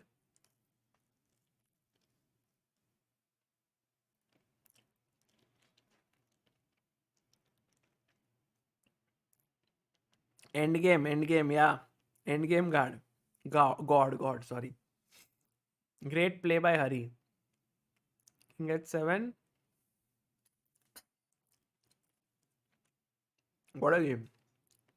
This game is amazing.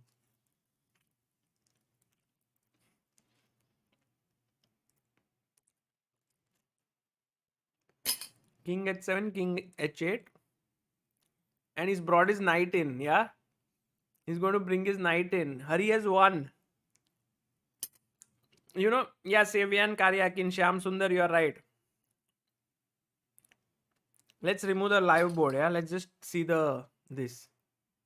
Hari brings the knight. He shakes his head and he's like, yeah, I know.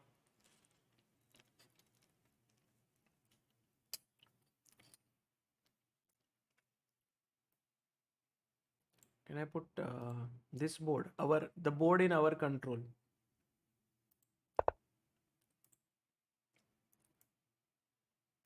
So then we'll enjoy.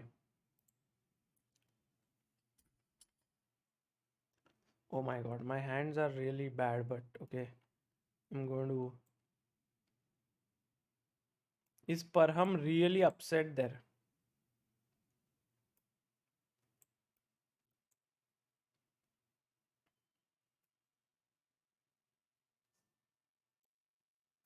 Game over. He resigned. He resigned.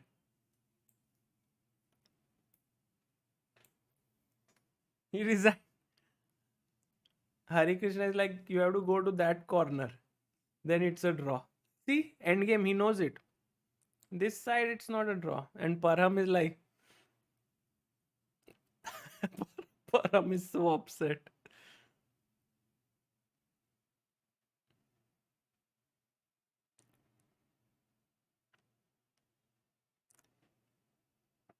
Hari is like, if you were in this zone over here, it was a draw. But you went on the wrong side. I don't think. Yeah, if you were here somewhere, then draw is possible. But here it's a mate. Guys, how to mate? Just look at this. Pawn push, knight f6, pawn push, knight e7, pawn push, queen, mate.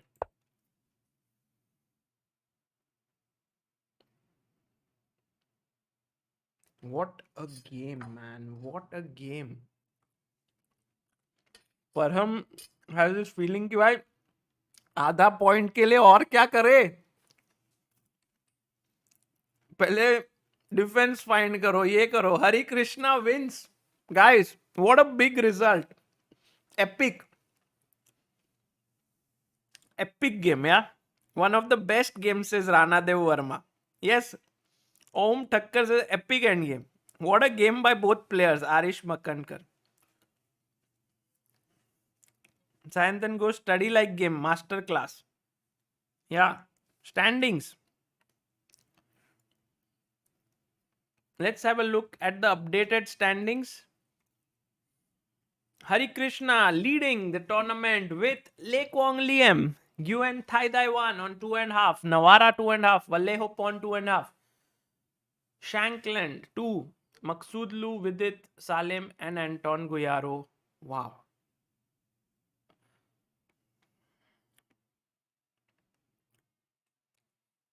Oh, they are analyzing. Look. Oh, he's showing them. Oh, wow. What a masterclass.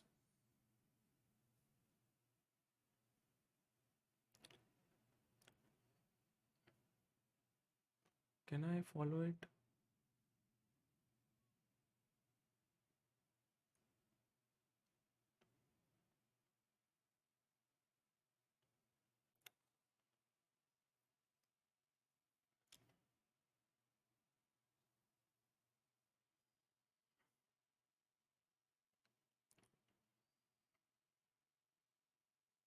No, the camera is a little bit patchy. Also, I think it's heated up because it's gone on for so many hours, right? So that's why it's pausing. But we can also look at this angle here, which we have the board of the camera of the entire room. Bhagyashri Kaduskar says, "Ye Hari OP, the Indian knight." Yeah. Shakti Singh says, "Bolo Hari Hari." How good of Hari to actually show him the lines. Humble Parham also visibly angry but still prioritizing learning. Very nicely put, Ishwar.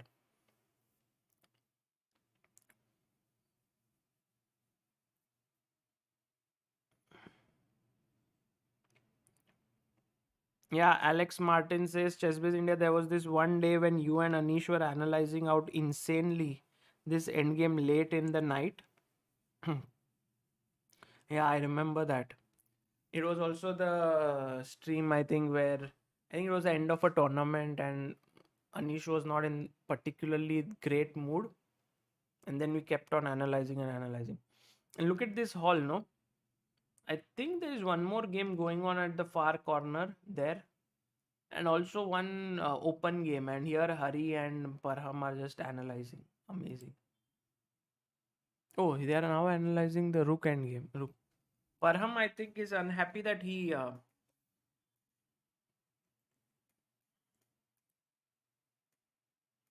gave up his rook there, which was a bit practically bad idea. You know, here he just gave up his rook, no, for a pawn here. I think it was a bit too hasty decision.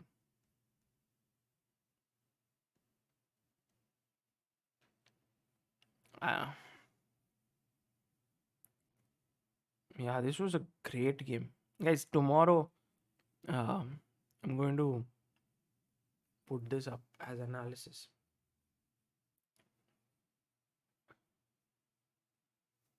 World rankings with it 27, Hari 28. Really? Really? Is that so close now? Let me see.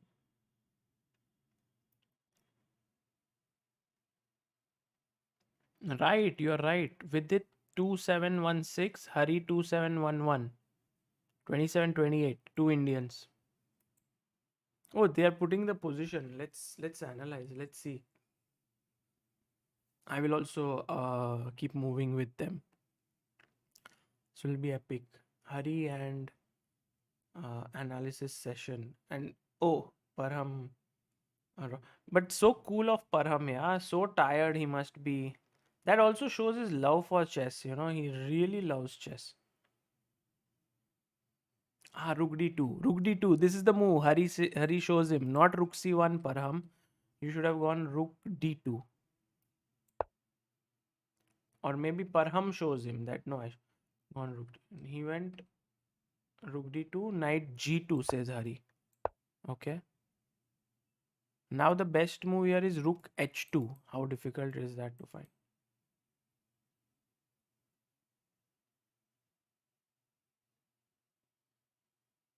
He goes BD1. Okay, so Hari says no, I don't want to go there. Because he sees that after Knight F4, Rook F1 loses for him. He's just lost. So Knight E3, Rook D2, Rook HC8, Rook H3, D4. See, tricky Hari again tricks Parham there. If you take Knight C2.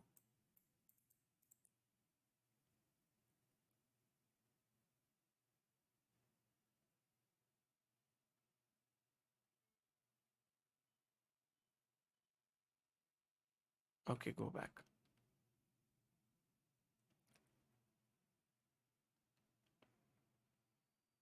Bishop F3 says, yeah, that's the best move. Harikrishna shows the best move. Bishop F3. White is better now. Clearly, look and see the bar. Clearly winning.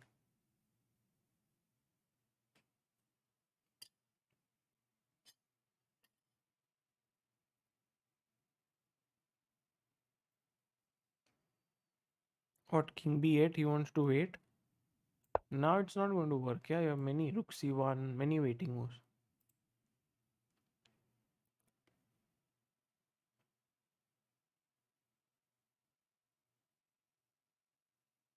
What, Knight C4? Nice. Nice move. Hari Krishna very tricky. Yeah? Takes king here. What is his plan?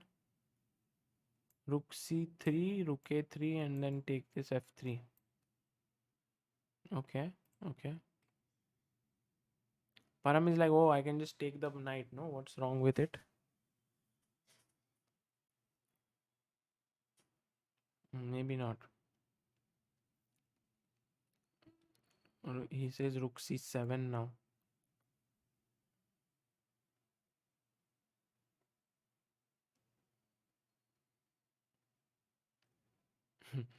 Param is like, why did I even allow so much counterplay?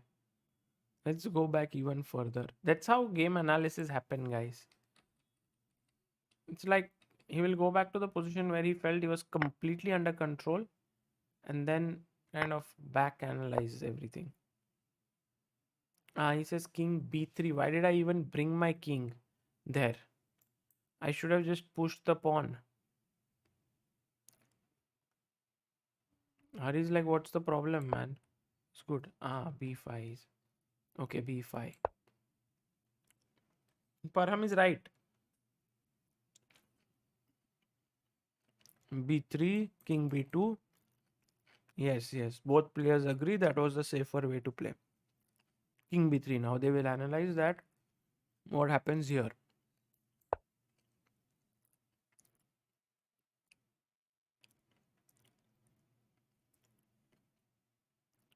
What did he play? Or did Rook H3? It was black's move. Rook 8. Rook 8, Rook H3, and Hari finds another interesting move G5. Arey, kya baat hai, Hari?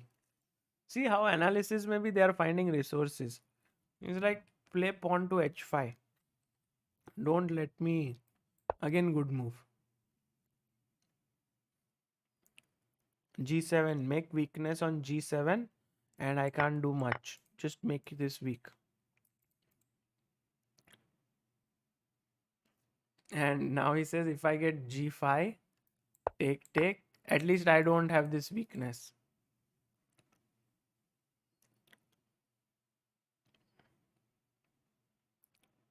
Very interesting analysis going on.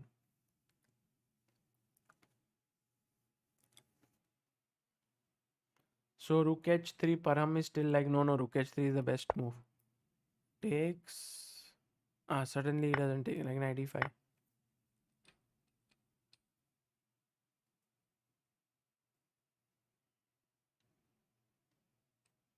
Both are, no, I'm not able to hear them. I'm just watching the video just like you guys and trying to understand the moves. There's no audio of this camera. Yes guys, आम is थोड़ा बाकी है आम, but अभी बाद में पहले analysis करते हैं. मेहनत करते हैं फिर फल मिलेगा. What? Bishop b5 he wants to play. Param, interesting move as always.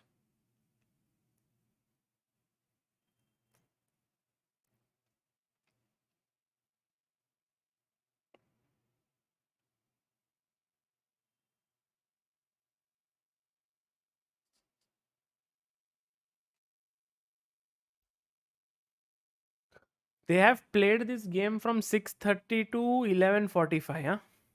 It's 5 hours 15 minutes since they have played, and they are also now analyzing. क्या ही प्यार है चेस के लिए, है ना? So much interest for the game.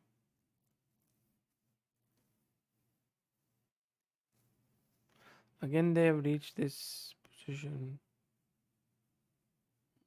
Bishop b5.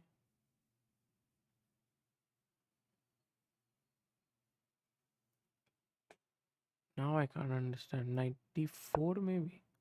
No, rook d4. What is happening?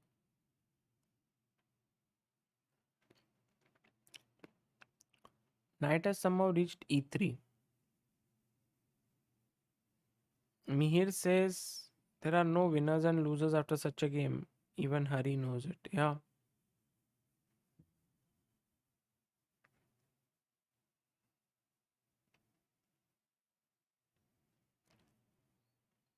This is the moment which, if you learn well, you can learn a lot out of this. I think what happened was knight a7, bishop d3.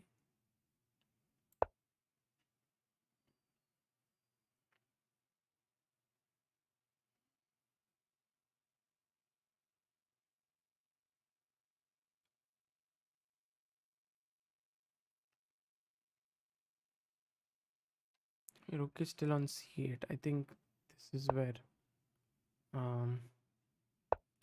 b3, rook 8. I don't know. Something is going wrong.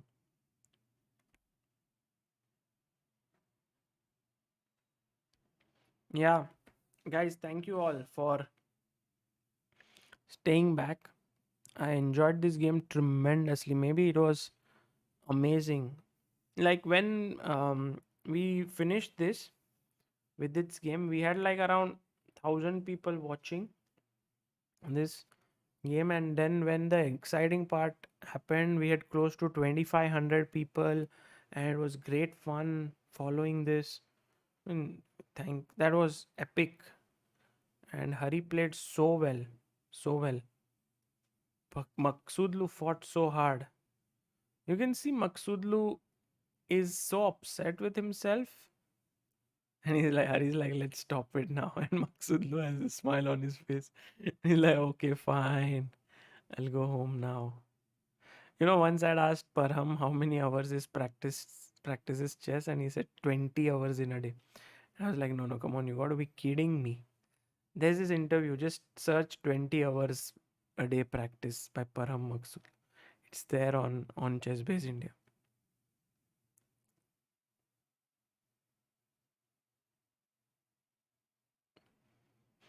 I think both players finally end the analysis session. Hari goes up happily because he is now leading the tournament with 3 out of 4 along with Quang Liem, while Maghsoodloo, who could have reached 2.5, has lost his game. It is tough. Chess is a tough game. And by the way, we had someone in the chat saying that why are there so many draws in chess? Well, there you have it, a decisive result. Mir Hasabnis says, hats off to you, Sagar. You also personify love for chess. Thank you, Mihir. That was very kind of you. But, games like this cannot be missed. It's a beautiful game. Hari tomorrow will play his good friend David Navara. Got it. And what about Vidit? Vidit will play Parham. Acha, whoever Hari plays, next round Vidit plays them. Shakti Singh says, now I'm a lifetime fan of Hari. Nice, guys. Abhishek Godbole said, I met Nicholas Sir in GM tournament and loved all the way all the GM played and loved the style of someone.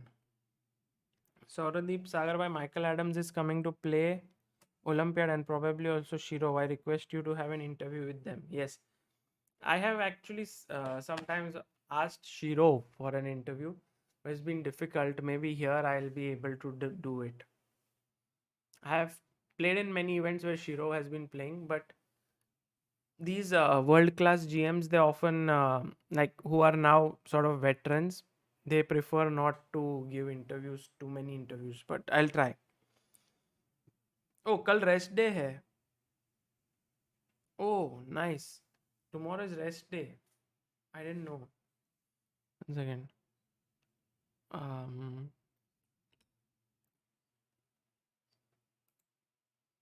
Round 4. Oh, nice. June 12 is rest day. Awesome. Sunday. Enjoy the Sunday, guys. Tomorrow rest day. I will also take some rest.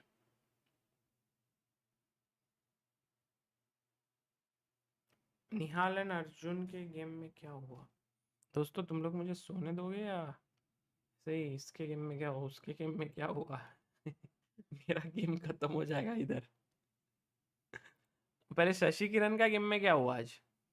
What did Shashi Kiran do at Prague Challengers? Draw. One game is going on. Max War. Oh, Queen versus Rook.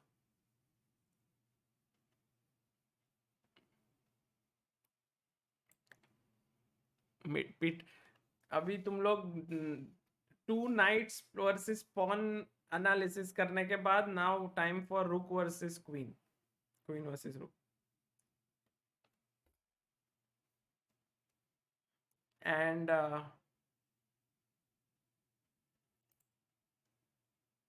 Zalakaros Open, what happened? Round 6 today. Pranav was leading. Yesterday, Pranav lost to Balash Chonka. He's a good player. But what happened today? Today is round 7. Pranav.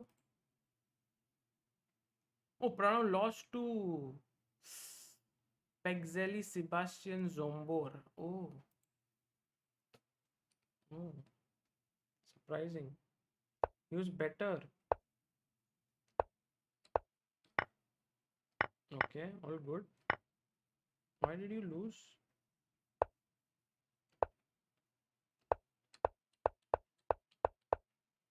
Somehow slowly white took over, yeah. In spite of being an exchange down. Okay. He was close to 2500. Now he's lost like 2 games in a row. What about French top pool, top B? 3 rounds over, huh? Let's see how Esipenko lost to. What is the rating of Nicolas Lehetet? Guys, Nicolas Lehetet. What is his name?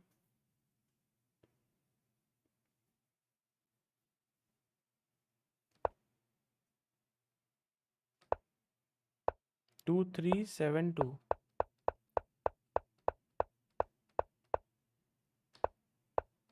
Esipenko is black. White is playing really weirdly. And Esipenko should be very happy. But here knight FD5 was better. Take and F5.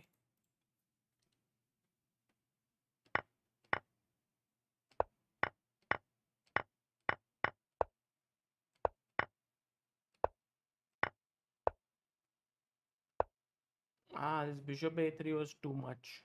Because जो diagonal bishop ने छोड़ दिया, ये bishop ने जिस तरह से पकड़ लिया है, वाह वाह वाह वाह वाह. G4.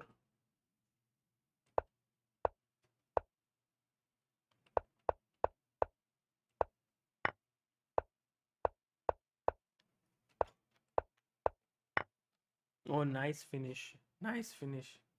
Queen E8, B3, rook takes H5, G takes H5, mate. Wow, what a finish.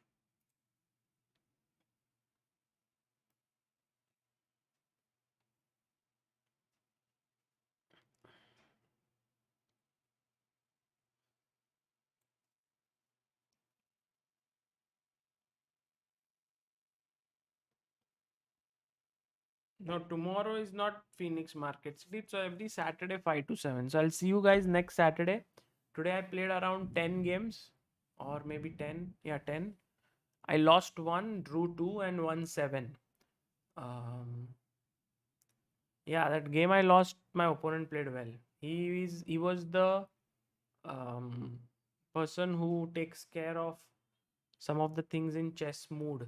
Chess Mood is an online platform to learn chess. It's a nice one. He beat me. Tomorrow Adiban is playing in Singapore. Oh, that's interesting.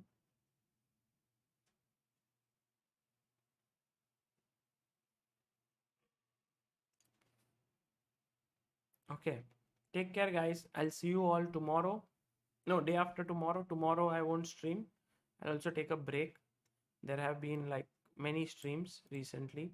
So I'll take a break and then we will come back day after tomorrow to follow this tournament. Until then, guys, see you. Good night. Bye bye.